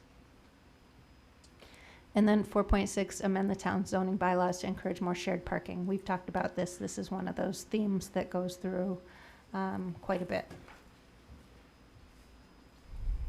Goal 5 is to provide guidelines on Franklin character and develop a more thorough review process. Jill has a quick question for you. Yep. Go ahead, Jill. Thank you. Through the chair.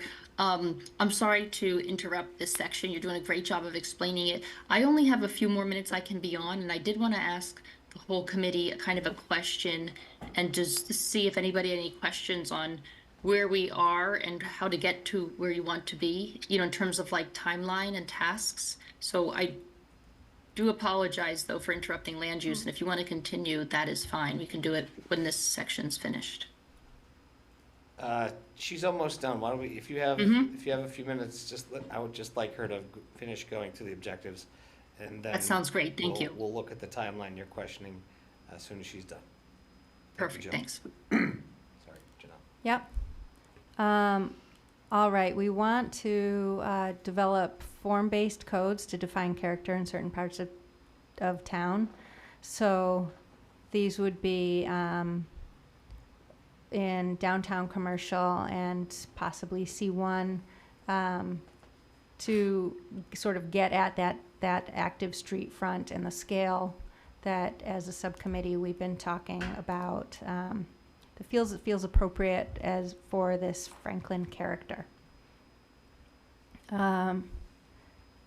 Objective 5.2 is to define significant areas in town, such as centers, edges, gateways, neighborhoods, and opportunities for transitional use zones. So transitional use zones would serve as buffers between residential and non-residential. 5.3 is to establish a historic district.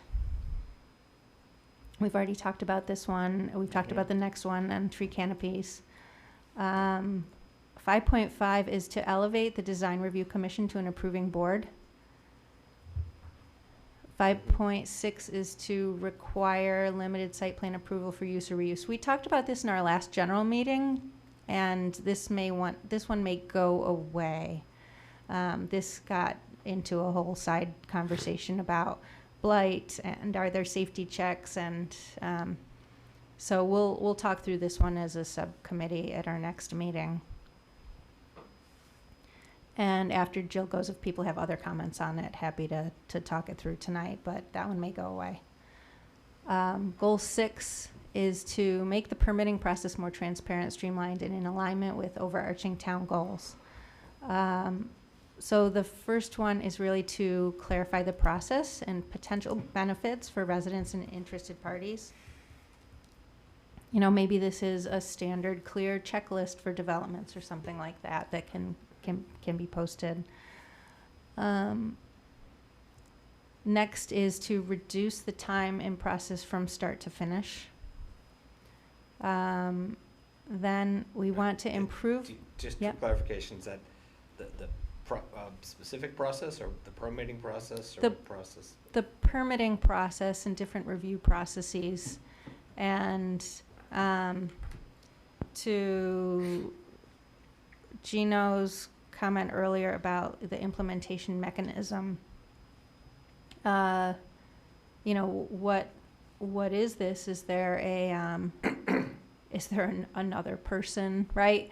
Like, is there some type of we need to go through the implementation piece of this, but as a group we thought that does feel like there's an extended period. People don't know where they're at. Residents don't know why things are taking so long, or then something pops up. And so that we thought we wanted to make sure that gets a little bit clarified, as much as a master plan can help that. Objective 6.3 is to improve bylaws with definitions. So these were things like missing and unclear building use types that we started to lay out: short-term rentals and warehouses and EV charging. Then we have reviewing the special permitting process for senior housing and Res 7.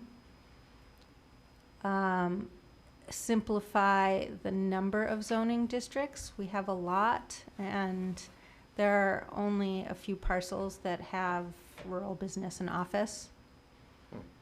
And then 6.6 is to define and require low-impact development in natural resource areas. So this overlaps with a couple other subcommittees, but does have land use implications.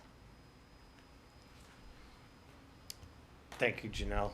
Before I open it up to comments or questions from the committee, Jill, I wanted to go back to your question in regards to scheduling. Can you repeat the question again, please? Sure. One, I was wondering when the next master plan committee meeting is, and then August 21st.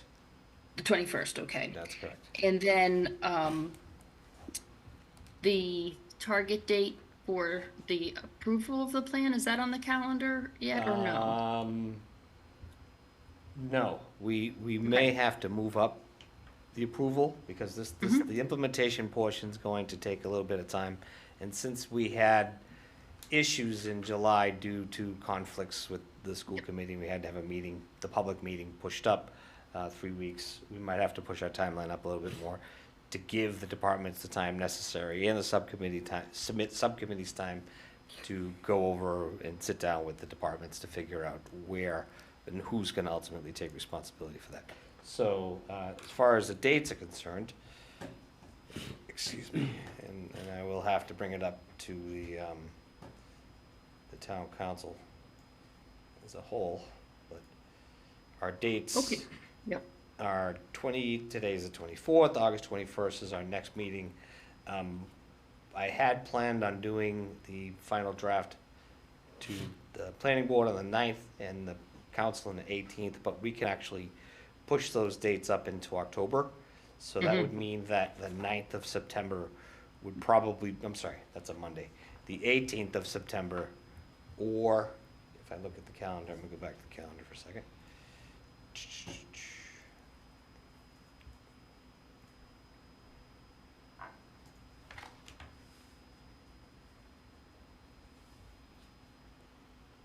So the 9th. So it could be, it could be September 11th. Could be an additional date that we could add in. Okay, no, that's helpful, and I definitely just wanted to share with the committee that you've done a phenomenal job with this. I think there's some things that, as Kobe mentioned earlier, and some others, and you have it flagged, where there's opportunities to add more detail, where it'd be beneficial. That's great. I think you've done a phenomenal job with putting things in, giving thought to it. This has been a really enjoyable meeting for me to take the time to understand the thoughts and the learning more about the town through the different objectives that have been developed. My kind of overarching question, and we discuss this almost like on a weekly basis at Barrett Planning Group as we're working on multiple comprehensive master plans. Just the wording of objectives. Do you foresee many of these objectives look to me like very actionable items? And I was just wondering if the committee agrees with that, or if you foresee sort of another layer of detail. I think our recommendation would be to kind of call most of these objectives actions, at least the ones that have like the lowercase letter next to them. They're kind of actions to achieve that objective and goal. And those are the ones that I think will be filled out with, the responsibility and so forth. So I guess it's just a matter of the words that we use for the layers of the plan. So, because we don't want the plan to be too full and cumbersome, but I guess I'd be curious to know if people agree or disagree that many of the objectives, are pretty detailed and actionable as is. Kobe, go ahead. Yeah, no, I also was having that thought and looking for consistency. I think it's a great call out that sort of there's a goal, there's an objective, which is like a sub goal, pieces that make up that goal, and then there are actions under those. And a lot of those are identified with the small letters right now. I think that there are going to be objectives that don't necessarily have actions. And that seems consistent with the last master plan. Does that feel appropriate to you? Where it might not go deeper than, whatever, identify funding sources, or there's some that might not have anything more specific to say. Mm-hmm. Right. Yeah, and that's why I mentioned earlier that I think our role as the consultant team of Beta and Barrett will be to not lose any information, but to make it as efficient in its wording and effective in carrying out the plan as possible. So whether some things get merged or worded in one layer up or down to be determined. Would it be something that you would be okay with? Because I feel like you have the local knowledge that has been poured into this plan with the inspiring sharing of your time and talents. I feel like at this time, our role could be to take, again, it's a working draft. I know this document that everybody's in is a working draft, but would it be okay if we took it and put it into kind of a more user-friendly table with colors, icons, the columns that were suggested but not set in stone, and kind of see how everything's falling out with goals, being in bold or in a color, and then kind of seeing the flow. And then the subcommittees might then be maybe better able to then rework or see overlaps and so forth? I think, based on the heads I see nodding and the thumbs up that I see, that would be a yes. I think we'd be excited for you to go ahead and move forward with that. You know, kind of tweaking it, adding in the extra items that would be pertinent to that. You know, as you can see, I pulled up, I don't know if you see on the screen, that these are the 2013 master plan Yes. goals. So, but adding in those extra pieces as requested definitely will add some depth to the document, and I think that's important. So yes. Okay. The answer is yes. Feel free. Okay, we'll do that and get it to Amy, Brian, and Glenn to distribute. Does that sound okay? Yes, And don't worry about, perfect. everybody keep working in your shared document, that's fine.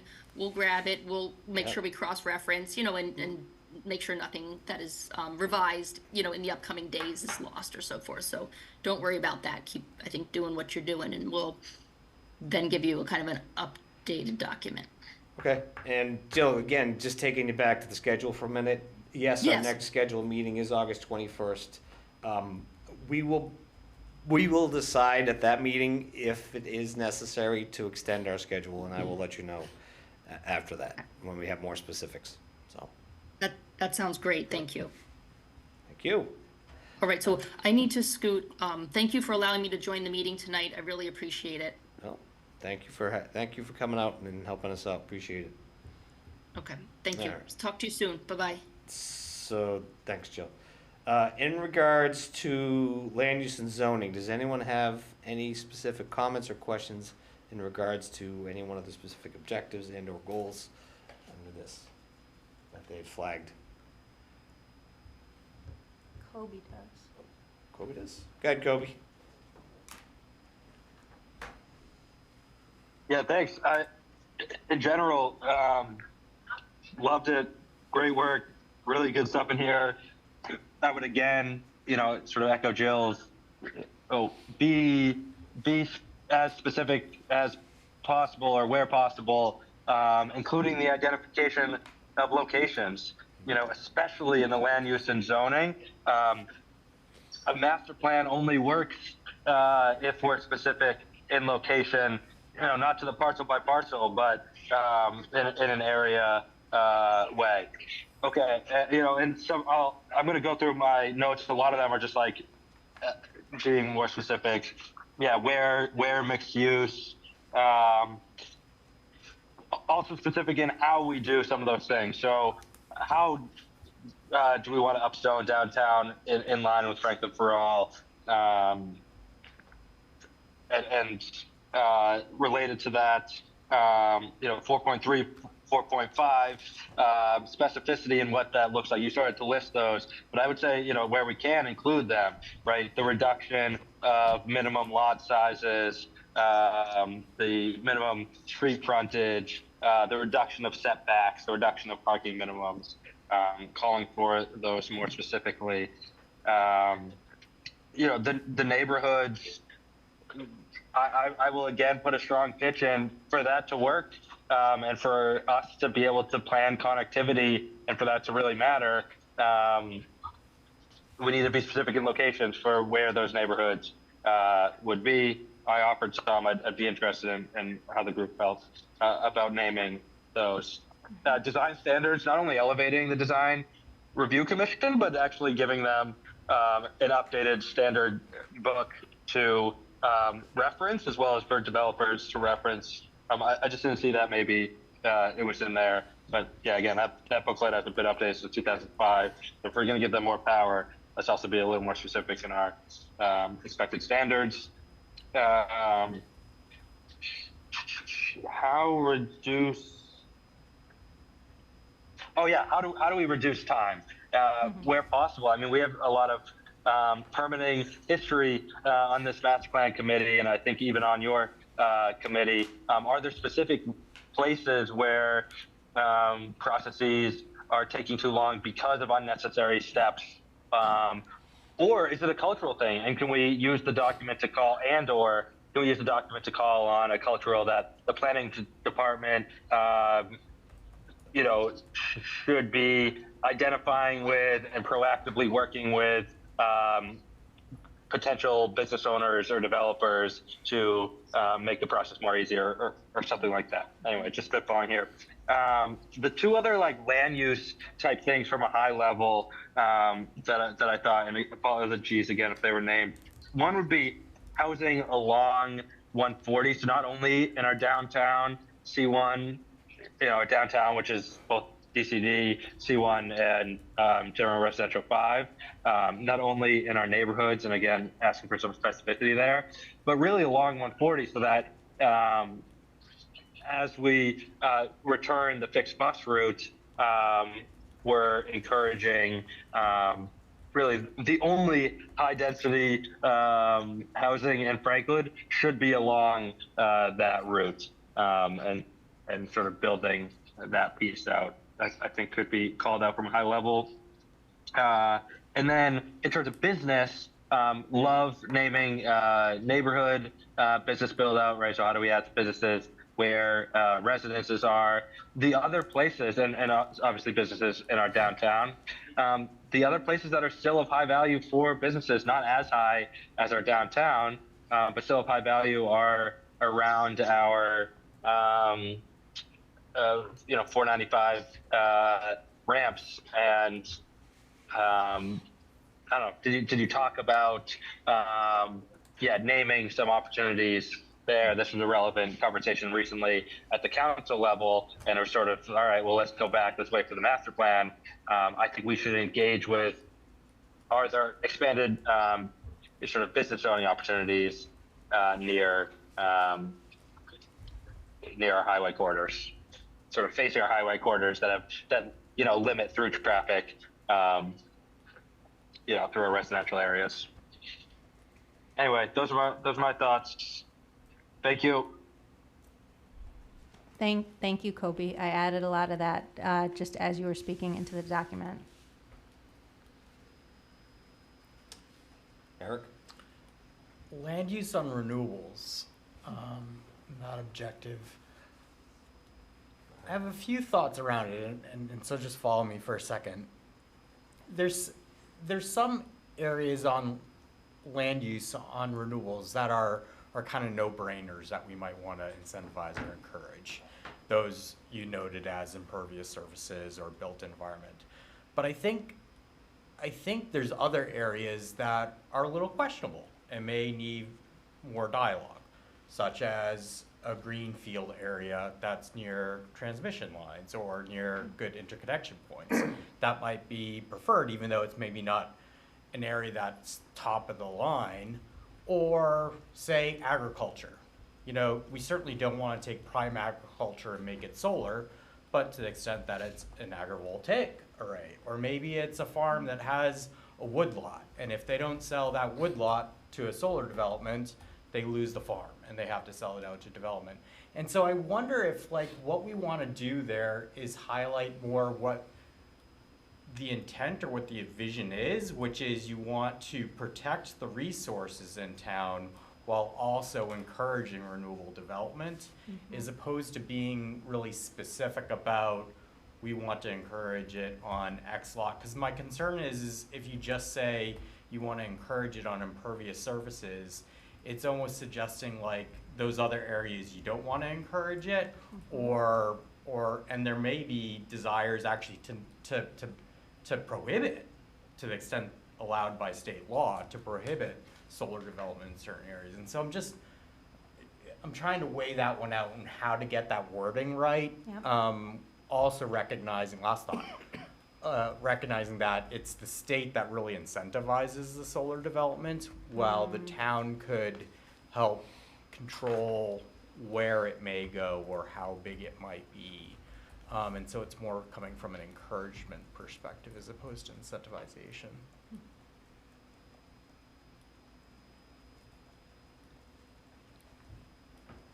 Okay.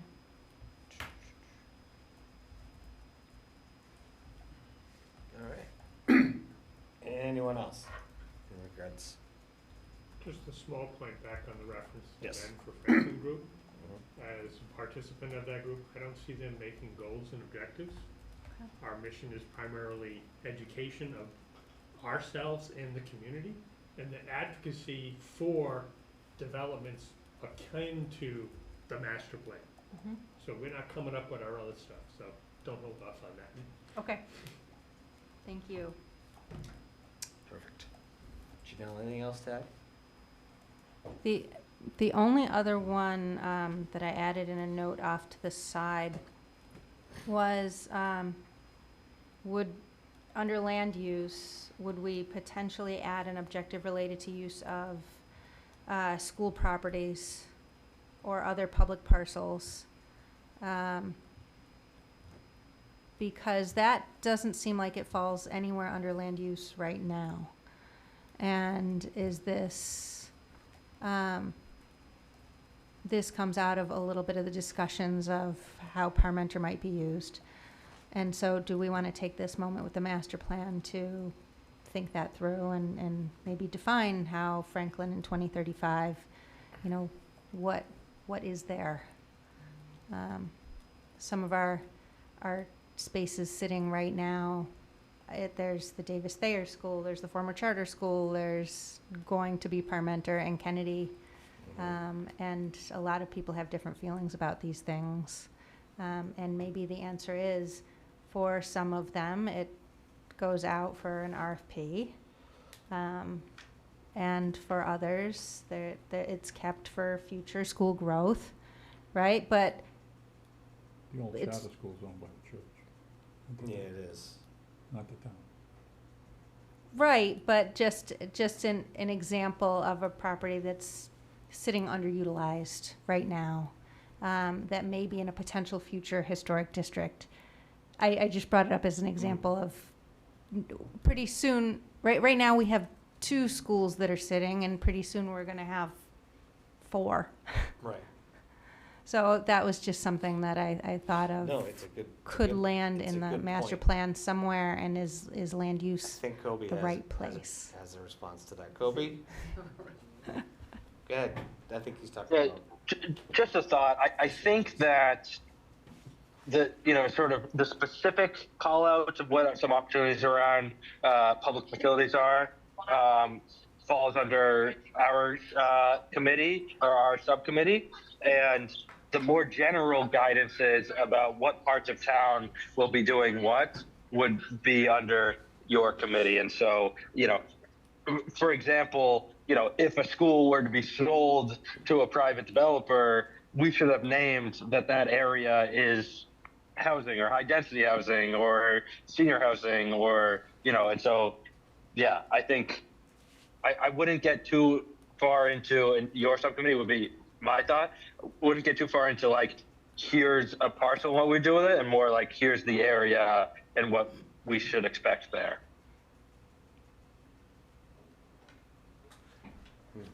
Yeah. So, interesting. So, just,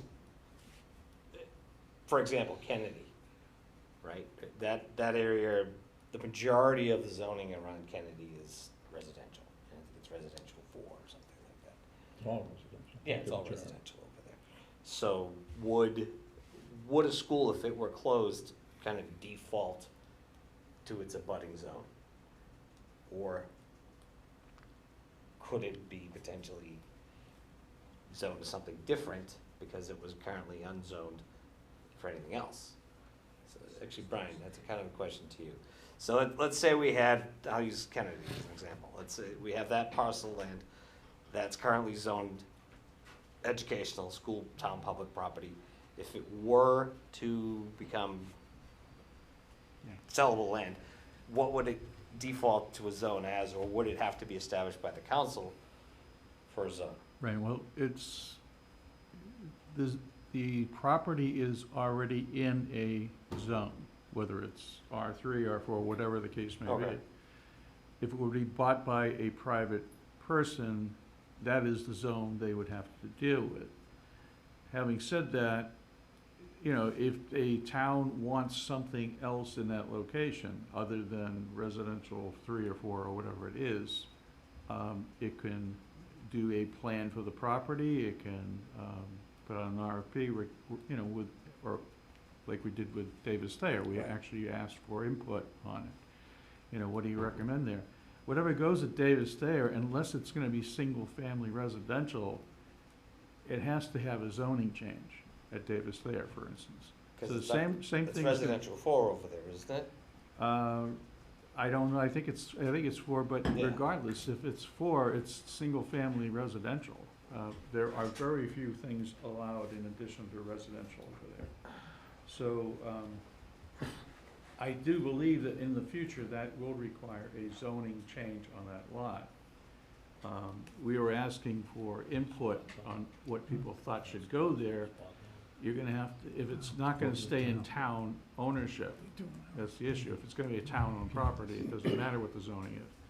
If it is going to be sold, it's gonna change hands, it will likely need a zoning change. And that's where some of this, you know, transitional zones and all these other things that we've been talking about, that all of that comes in. Is that an ideal mixed-use property where you'll have, you know, multifamily plus some commercial? It really will depend on what the town wants there. But you'll have to do the zoning to make it actually happen.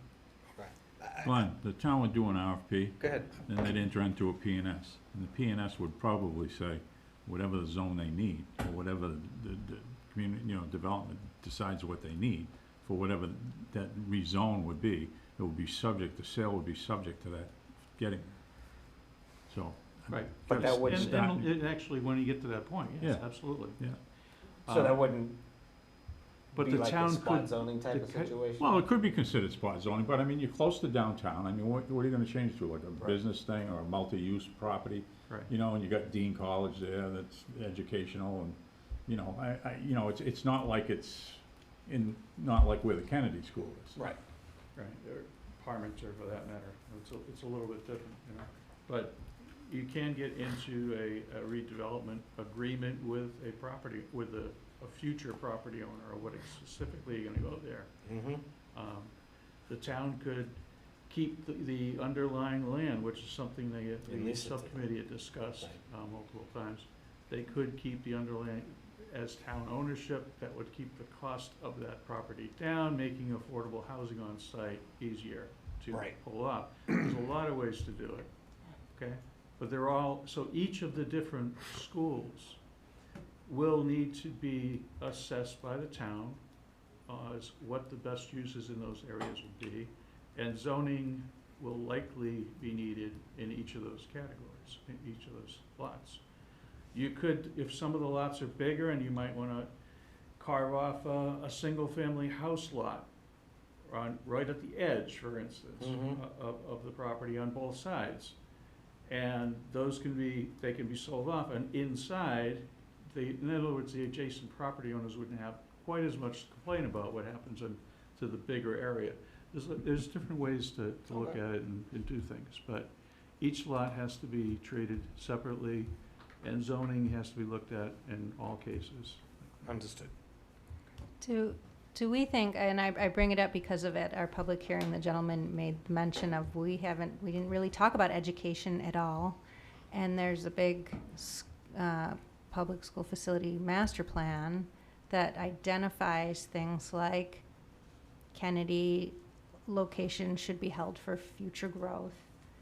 Is that something that the master plan should reference at all? Or it feels strange to pretend that this ongoing work doesn't exist and that there won't be changes to these properties over the next 10 years. Well, I think it was One the of- facilities. right, it is typically facilities, but for the most part, like Davis there, the town, me, Mel, Kobe, et cetera, we don't actually own these facilities per se, because they're under the school's purview, they're under their school, they own the property until they give it back to us, like Davis there. So we didn't actually have anything to say or do about changing of zoning, changing of use, or even maintenance of that building, well, some maintenance of that building, until it actually became in our ownership. Now we can do what we want with it. But those properties, if they become unused by the schools, can stay in under the school's rights. They literally own the property until they give it up. So, even talking about what it could be is a moot point, because. But I think as far as the land use component of your master plan, the schools are a big issue now, and they will continue to be a big issue. And land use eventually on each of them may become an issue. So you might want to have in there a goal, objective, whatever, that states that when a school property becomes managed or owned by the town itself, that the town assess the underlying zoning and best uses for the property. You just lay it out there. You don't have to overdo it, but I Yeah. think it might be worth just stating it fairly plainly. Noting the I process. have a Okay. comment too. Sure. Mel, go ahead. I'll get to Kobe. Thank you through the chair. I just want to also recognize the fact that we have town-owned properties that are not, that haven't been built on yet. There's open Yeah. space properties, but there's also properties that are under the Conservation Commission jurisdiction. There are some that are not. Like, sometimes I think we need to look at all those things as land use, Yeah. maybe, and think like, is this a potential place where we could build something, or is this not unbuildable? Should we give it to the Conservation Commission? Like, what are the plans for these spaces that we have? Yeah. Is it gonna be part of the greenway? Is it gonna give our corridor? Like, I think that's what that's what the land use should do, right? Look at all of them and say, this is potential for that or whatever. That's just kind of what I think. So don't forget there's unbuilt property too. Right. That's all. Okay, thank you. I think Colby's next. Kobe, you took your hand down? Not up. I took it down. Okay. All right. Yeah. Okay. We're discussing public facilities in our committee, and we'll continue to build those up. Okay. Thanks, Kobe. All right. Perfect. Anything else, Janelle? Nope. All right. Thank you so much. And great job, by the way, to you and your whole committee. I know it's been a lot of work. You've come a long way, and everything's starting to look really good here. So I'll I'll shift gears over to Ken and talk about economic development. I will be very brief. You can read those for yourself. I am not going to read to you any of those sorts of things. Okay. As you read to yourself, you will note that goals 2 and 8 were struck so that we can get down to 6. And what we need to do is incorporate some of these comments that we've had thus far, and incorporate things like, for example, in goal number 5, boosting tourism and event attractions. We've got to incorporate things like the Economic Development Committee's marketing and branding project as it fits, it's relevant to those kinds of things. Overall, we've got to incorporate Franklin for All rezoning and the specifics there, and also the Town of Franklin market study under economic development. It helps them make the case for some of these things, and it keeps it relevant. Moving on to housing, likewise, you can take a look at those. We'll incorporate some of the overlap items and things that have been mentioned there. And part of what we've got to do is emphasize more the incorporating the housing production plan from 2022. With that, I will take any questions or any comments for you to add. So let me see. I want to give everyone an opportunity to see these. So, Ken, if you don't mind, I'm just going to read them really quick for Go the for record. I don't read to people. No, that's my job. That's not what I'm going to do.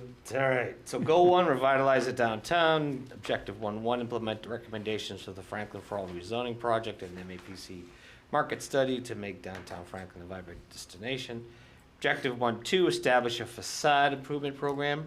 Objective 1.3, offer financial incentives for mixed-use development to stimulate economic activity and attract business and visitors.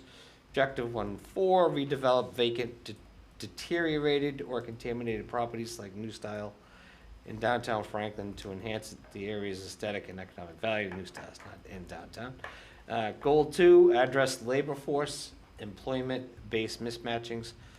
2.1, encourage commercial investments to expand job opportunities locally, thereby reducing the dependency on external and regional employment.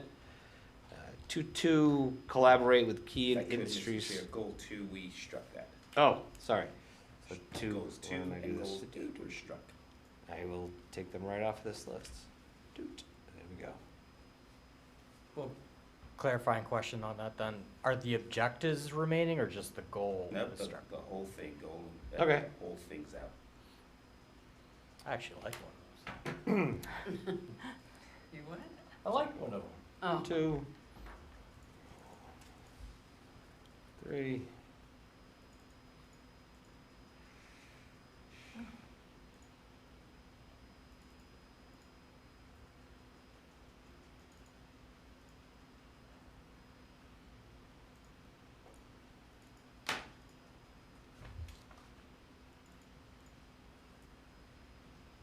And you said 8? Yes.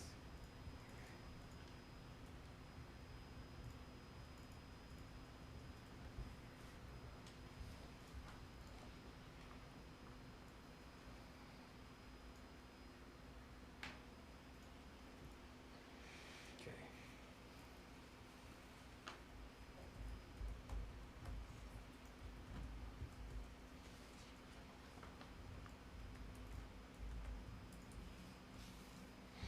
So goal 2, invest in sidewalks and wayfinding. 2.1, upgrade streets, sidewalks, and street lighting to enhance safety and accessibility for pedestrians, cyclists, and motorists. Some overlap there. Through bylaws and more creative and varied signage in commercial areas to attract business and improve pedestrian wayfindings. Create mixed-use neighborhoods. Combine residential units or commercial. Can't really read that. Let's see. There we go. Combine residential units or commercial and retail spaces to offer convenience and then amenities within walking and personal mobile distances, promoting a vibrant environment, reducing reliance on cars in downtown Franklin, and more resident businesses, fostering a lively community. 4, goal 4, boost tourism and event attractions by leveraging cultural resources, historic sites, art galleries, museums, performing arts scenes to attract visitors, to stimulate economic activity by investing in cultural districts and promoting events to increase these amenities. Goal 5. Mr. Chair, if I could, with goal number 5. we Go right ahead. changed- That was changed to community and institutional partnerships. Community. And institutional partnerships. Now that Ken's gone, he didn't want to leave any obligations to Dean. He might not be able to come through it. Well, he knows it's not gonna happen now, maybe. Institution what? Institutional Institutional something. partnerships. Partnerships, thank you. It's more apropos to Yep. what That's we're good. talking about. Okay. And it includes Dean, Mhm. obviously. 5.1, strengthen connections between local businesses and student population in Dean College. Drive economic growth and vitality in downtown Franklin. Redeveloped, utilized properties. 6.1, redevelop underutilized commercial and industrial properties as well as any super funds and brownfields that we have. That would actually be 300. Fisher again. And new style.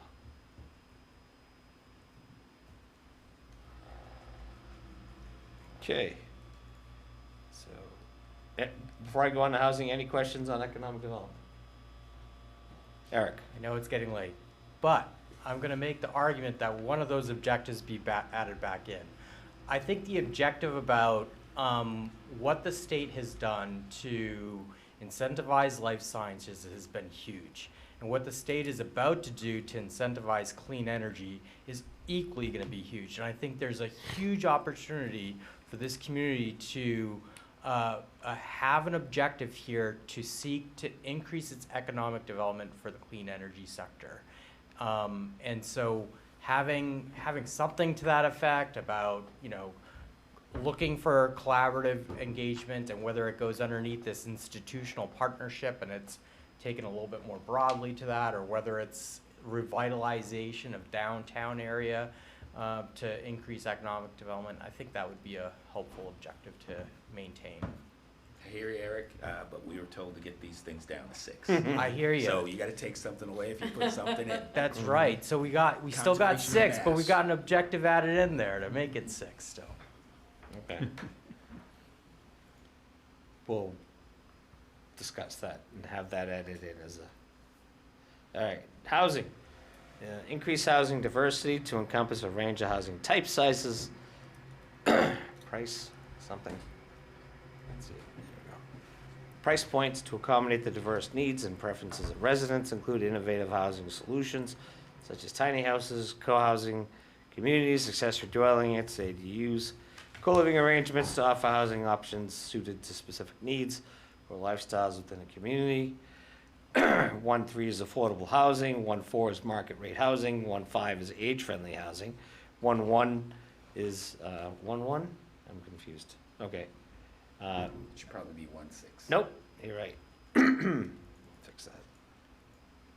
No, I think they're just out of order. They're out of order. Yep.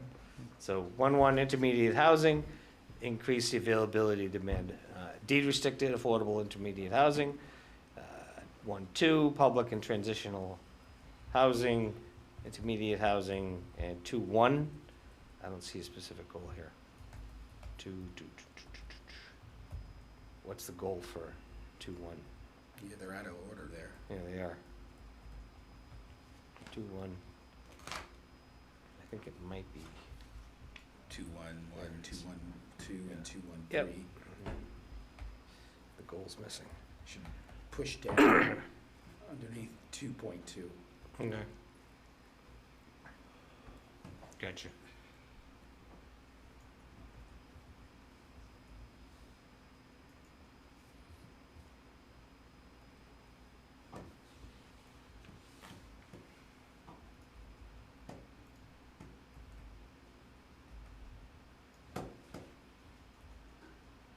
It's almost like the goal is missing. The goal should be expand and enhance neighborhoods.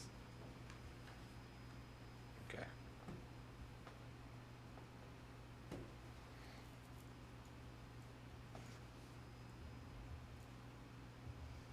Pull that up somewhere else.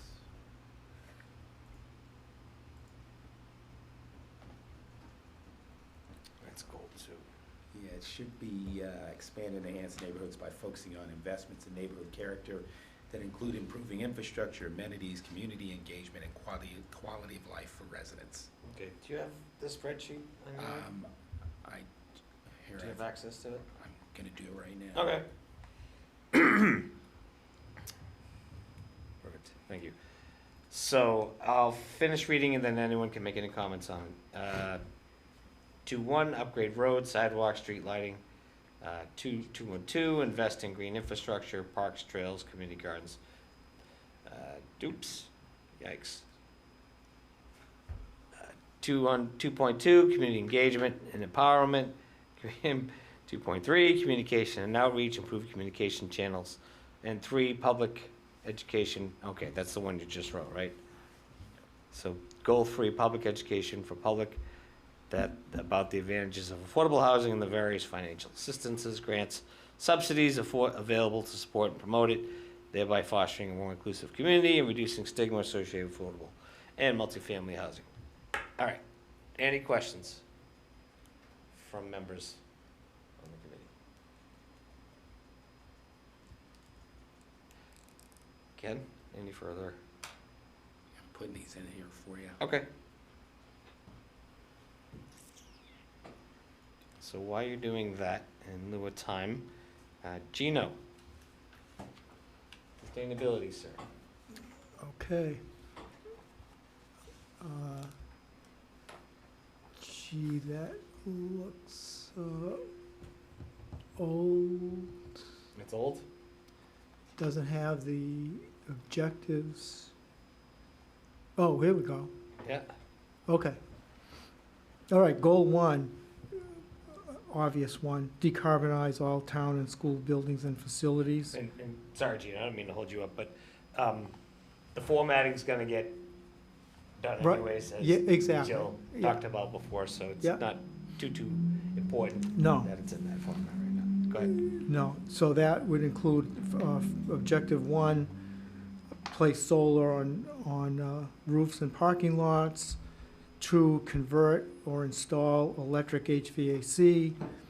3, improve weatherization in all buildings. All new buildings to be net zero. Develop a plan for existing buildings to move toward net zero as they're renovated. Convert the fleet to EVs. Add private and public charging stations. I know that some of that's in the works, and some is already there. Transition school buses to electric. Ensure, the last objective in this one is ensure that 100% of the town's energy comes from clean renewable energy through the purchase of New England renewable energy certificates. Goal 2, adopt and support sustainable development policies and practices. 1, support denser housing in appropriate locations near amenities and services, a common theme. Consider form-based code for DC and C1 districts, another in common with zoning and land use. 3, another very common one, expand tree canopy and develop and implement tree management program for the town forest and other town lands. 4, support and expand the complete streets policy. 5, consider revisions and implementation of neighborhood commercial districts, which, as was noted, don't exist on the ground. 6, identify and preserve existing and additional open space areas for green infrastructure. 7, encourage nature-based stormwater management. Again, overlap a bit with natural resources. 8, implement Massachusetts Sustainable Development Principles. And 9, support local transit among and between major housing and commercial centers and the commuter rail stations. Overlap with circulation. Goal 3, support, encourage sustainable practices among residents and businesses. Objective 1, adopt the specialized opt-in energy code. 2, allow New England renewables option in the town aggregation program. 3, support the agricultural community in addressing climate threats. 4, promote sustainable landscaping practices by town landscapers and residents. 5, grow outreach efforts of town staff and private groups to increase sustainability of Franklin residents. And 6, support access to renewable energy for all residents and prioritize access for low-income residents. Goal. Do you know what I mean, the budget, are these on the spreadsheet? Because I don't see them listed. That's what I was saying earlier, that this is an older version. Okay, They're on his spreadsheet. oh, okay. Yeah, Well, the Gina- spreadsheet that he's working on is what we worked on Monday as Right. far as. Okay. Gina, just, Is there, if you'd like to, Gina, just whatever you're comfortable with, just send it to the planning department and we can, take care of it, okay? Okay. okay. Goal 4, encourage and promote walkability and bicycling, another overlap. Enhance, expand, and connect sidewalks and trails, including SNET, and add accessibility. 2, extend and enhance SNET and add connections, 2 different things.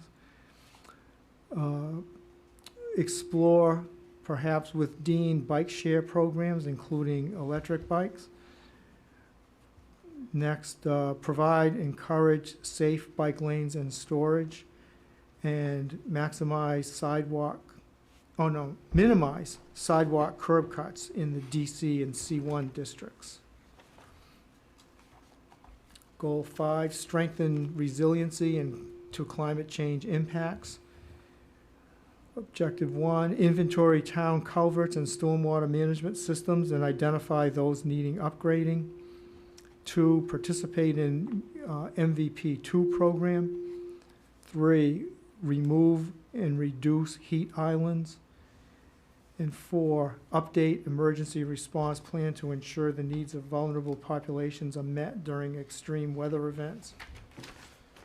And goal 6, support programs to reduce waste. 1, provide education on waste reduction methods, including requirements.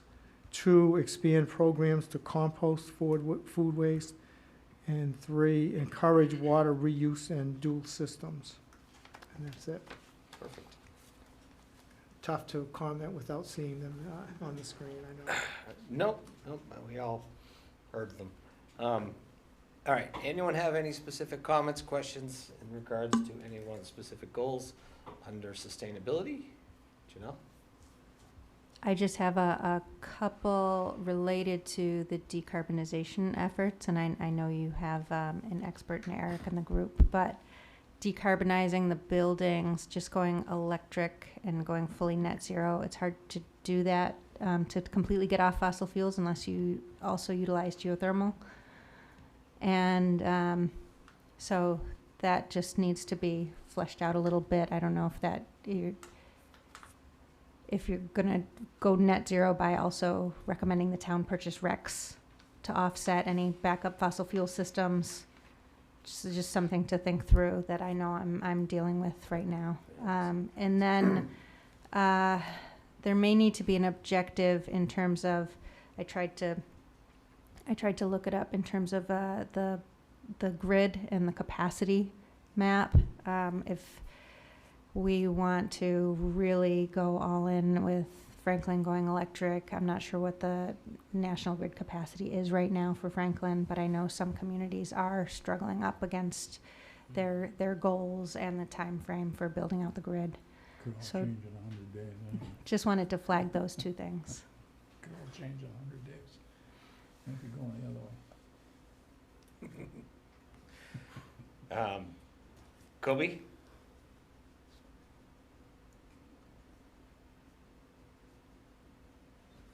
Yeah, more great stuff.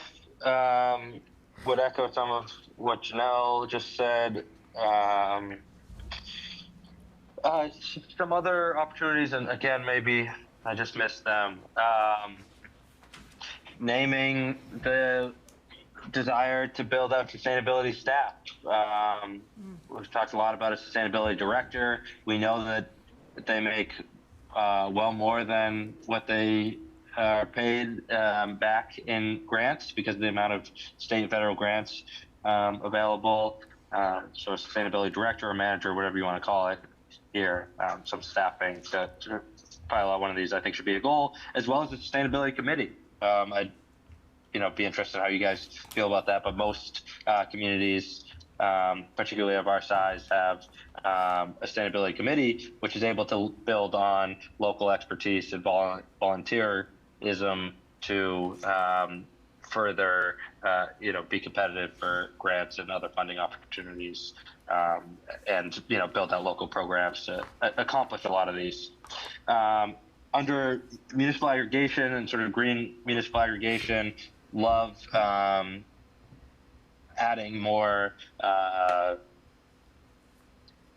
green within the next contract, but there are even new opportunities that are recently made available that I think we should consider around, as part of it, we could fund an energy manager. As part of Muni Ag, we can engage in community solar programs and actually save residents money directly, as well as building out other options. I didn't hear anything about composting. I would love to see townwide composting be part of We had our master plan goals. Might have missed it. Sorry. He had it, yep. Yep. And then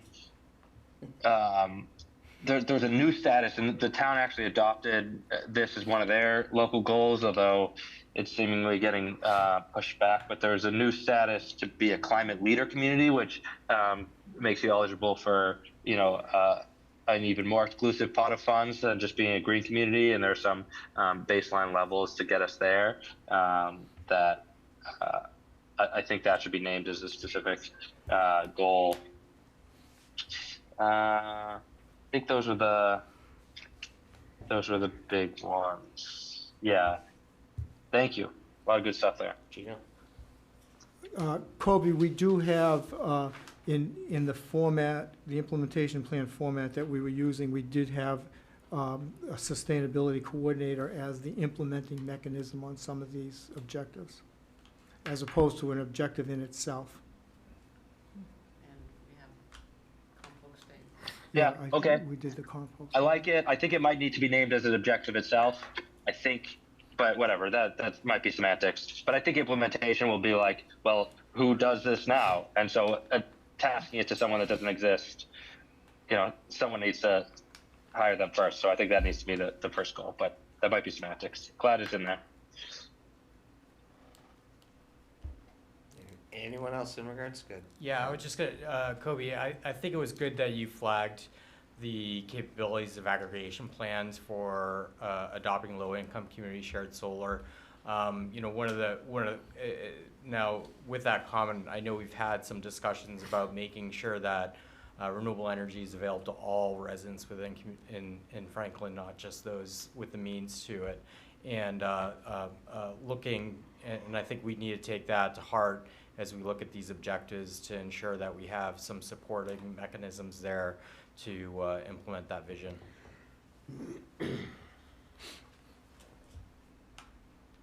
Anything else, Eric? That's it. All right. Gino, anything else? That's it. All right. That pretty much wraps up our goals and objectives. Thank you to the chairs and all the members of the subcommittees for all the hard work that went into this. What that puts us on to next is the third item on the agenda for tonight, which is the next steps.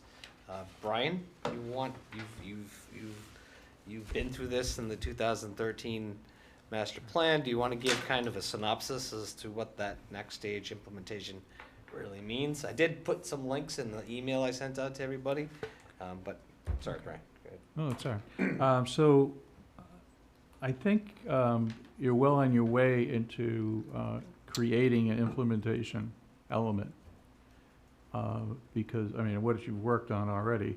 So you just, as Barrett and Beta will work on this list. They'll get it in good shape, hopefully quickly. They'll send it out to send it to you, Glenn, and you can either share it with the whole committee or you can do whatever you want with it. But by the time you get into your next meeting in August, you should have that meeting. Half that meeting hopefully is all you're going to need to refine it and get it done, right? And actually, that's my thought anyway. But hey, you could, it could take a lot longer than that. Good. But you are literally going to need to vote as a committee once you get to a certain point on the goals, objectives, and the actions that you want in the actual document. Right. So that could take, that's gonna, you're gonna, once you get it refined to a certain point, you're gonna need to have a, goal one, land use, whatever, and go right through it. And Yes, if you exactly. don't have sign off on a majority of the people on the committee, then you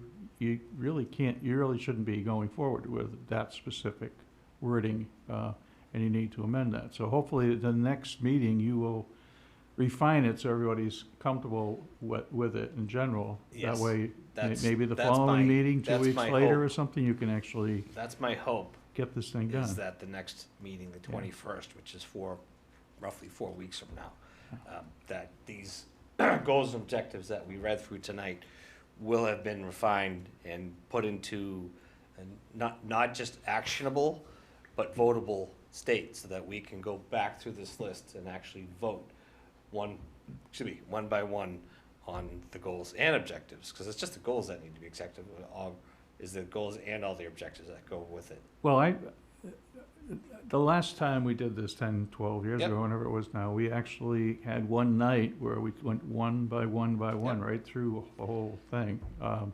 And the last meeting, by that time, they had, by that point, they had maybe 20 different changes that last night there before, and then they were done. So you want to get to that point where you can do that. So the subcommittees are all going to meet again. You're going to go through your specific your tasks of your objectives and how you're gonna implement those actually objectives.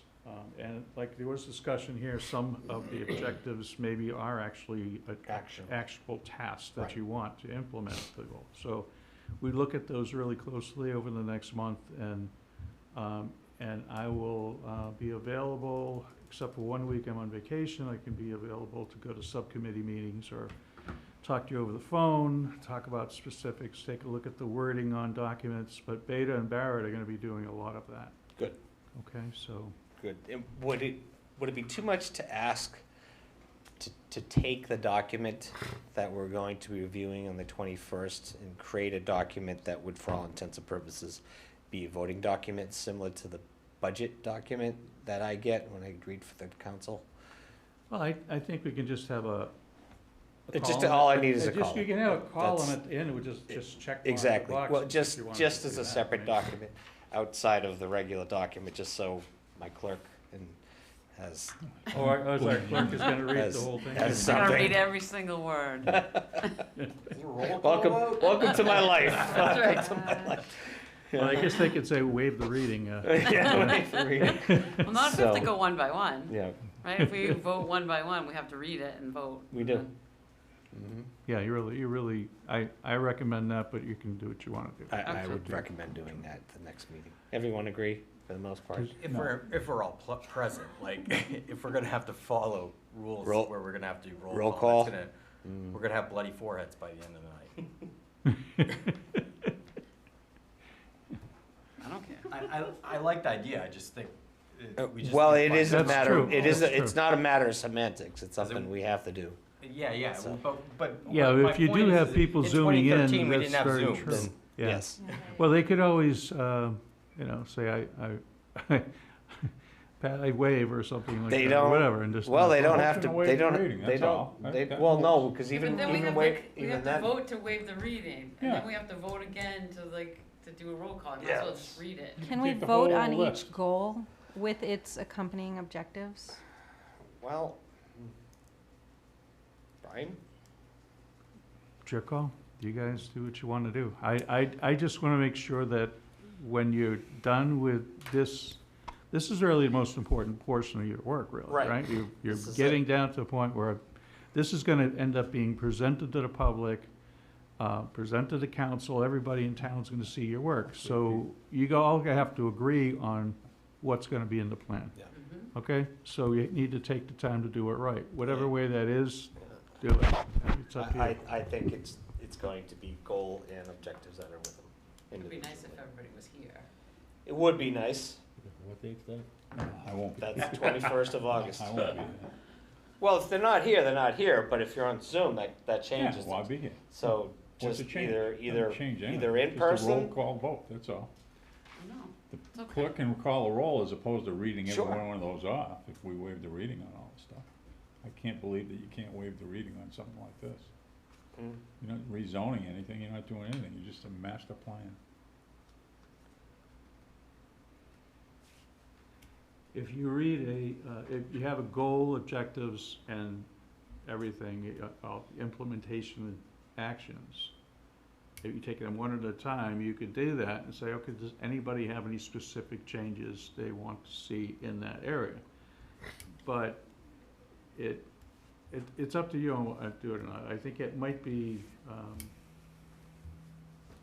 Listen, everything from here goes to somewhere else. We implement the plan, but we don't have anything to do with the implementation of the plan. You know, each individual thing is gonna be either a zoning bylaw or something else that somebody else is gonna do, whether it be the Concom or, it ain't gonna be the planning board, it'd be the council referring it to the planning board and then back for zoning stuff. And, I don't see the big issue with it. well, we'll see. I mean, I think that once this, if you don't have sign off on this group 100% or mostly, you're, Well, we only need a majority. I think at least the vast majority you need to be voting on everything Right. in a positive way. But even then, you're gonna have, are you going to be sharing certain things in advance with different departments, for instance, and I mean, I know that you've been doing a lot of that. But if there are actual components in there that require a certain department head or staff member, whoever, to do some work, they should know that it's coming, I think. At least the town administrator should know it's coming. So I Okay. think, See you, Ken. Ken, take care of yourself. He's out of here. Don't blame him. I don't either. He's out for good. Yeah, he's gone for good now. He We ain't just won't going see for, him he ain't back, just going so. early, he's He's leaving. gone. Yeah. Anyway, so whatever you guys wanna do, you know, we have a few weeks to think about it. We do. What did you do? So just to be clear, what did you do? What was the voting document? Because I can't assume that everyone was there for the last one. Granted, you didn't have Zoom back then, but we had each Everybody's specific sitting goal. around with the same list in front of them, and they one by one went through it. That's And what I if think there were we any changes What we just did last tonight. minute, they, That's what I think. That's That's- what they did. Yeah. Yeah, I don't object to going through the process as we did tonight, going through one by one and making sure we get it right. I agree. But then doing that and then going through again and voting on every single word of every sentence of every objective of every goal. I mean, that's, if we go through, you know, objective 2.6 and that one we don't agree on, does that just get struck out of the document? Or now do we think, well, is that part of this other one, and now we're rewording something else? I feel like we should go through this editing process, make sure we get it right, and then vote on the whole document, or vote, Okay. you know, at least by section, but not every objective, now we have to do a roll call vote. I don't know, it just feels, yeah, I think the roll call vote on each objective is way too time consuming. Yes. I think you need to do It's something. tremendously time Right? consuming. But, so if you can get it, I think over the next month, you get things refined as best you can. Yes. And you come in and you take the goal, take the thing, go through it. Whether you wanna vote on every objective, or you want it to be a goal at a time, or whatever the case may be, I think you can decide what you wanna do. What's the timeline? Well, you're the chairman, what's the timeline? When are you gonna have that vote, October? Well, that was what kind of one of the questions that Jill was bringing up, is the 21st is our next meeting, so that's roughly 4 weeks from now. It is 4 weeks from now. And if see, this was my point, is if we weren't capable of getting the document after being read tonight, revised and updated based on the results of the subcommittees. We got 3 meetings before you meet again. Right. Before we all. So if these goals and objectives can be refined to the point that on the 21st, they're suitable for voting, we can vote them on that night. But if people feel more comfortable that we actually review the document again with the final edits on the 21st, we can push it up to another meeting to vote on it. That way we're not going through the changes, we're just going through the document, voting on the document, because we've already gone through the changes. You follow me? I follow you. I don't have any problem with what you wanna do. I Okay. just might not be here. To the chair. Yes. I think some of the question to that is will, the consultants have the revised version available for vote? Cause I think that revised version that the consultant does is what we should probably vote on. So to the extent that they could have it done by the next meeting, maybe. I think that's probably unlikely. I think they probably will need, especially with vacation times for some of us too, I think we'll probably need one more meeting after that. Then, do we want to decide on a meeting on the 21st, or does everyone feel comfortable with putting a meeting on the calendar now? So, let's take a look at the calendar. The 21st, as you can see, is a month from now. The next available date, I had the 18th on here for the town council, but we can put in, say, the 4th as a date to put another, that's actually the Wednesday after Labor Day weekend. I think for the most part. I'm sorry, I is know. that 2 Is that a weeks? voting day? It's Or is that like I what think we're the thinking will be the 21st day and we then vote? now, get the document back on. a primary day? No, like the day that we would vote on everything. Yes. I'm just thinking for me, like that's the first full week of school. I know, and- I saw the smiling. I know what that, I'm a Yeah, parent that's too, I not know gonna exactly go what well you for- mean by I that. think I start kindergarten, it's not gonna go well, So- so I don't feel like I'm gonna have the capacity that week to participate if that's the case. But if I then just step out and don't vote, then Yeah. that's what it is. Which is, I just can't guarantee I would be there that week. Yeah, I mean, I've got 2 young kids as well, so I know what you're saying. That's why when I saw the smile on your face, I said, why you're smiling? So, Well, I was partly thinking, I'm sorry, I can't see the previous week to that, so Oh. would that be 2 weeks no, after? that would be a 24th? week. That would be a week. So, The 21st. so that's 21st, it would be 2 weeks, yeah. yeah, that would be 2 weeks after the 21st, correct. I have a lot of sympathies for that first week there, so Mhm. that's why I'm thinking either the 28th or the 11th. Mm-hmm. I don't have a problem, again, pushing things up to October. Because we've had, unexpected delays and other stuff like that had, and I already spoke to the chairman from the council. It's not an issue. We're gonna have to do, there's no way we're ready for town council on the 18th. No. It's Right. already getting. No, that's, so, I'm not worried it's a about logical assessment. Could we have the consultants give us their draft by the 21st? And then we do comments and hash it out, so then, like, on the 11th, we do our vote? That sounds good to me, yeah. Let's do it. Push it to the 11th, so we're, yeah. Yeah, it's just a voting night, Yep. nothing else. Yeah, the 11th would be a voting night to accept the goals and objectives, but the exception of the goals and objectives isn't necessarily the beginning of the implementation portion, correct, Brian? I'm thinking that, That's acceptance of the goals and objectives, but not necessarily as actionable items, Oh, I 'Cause was then we thinking have that to was go- part of it. huh? No, What's that? no, you still have to do the implementations part. Right. Oh, we gotta do. we have a lot more It's just to pushed out. It's to do, and I think what I'll do is, I'll talk with Beta Barrett. Okay. Yeah. And then talk with Glenn. Yep. And then we can decide, but you have a lot to do either way in the next month, and then we'll Yep. see how, by the end of that, And we by can- end of, a month from now, we'll really. We'll talk about it the Figure out 21st, where we are. because we can where always are. push a date on the calendar then too. So, That So- sounds like a plan. Good idea, Brian.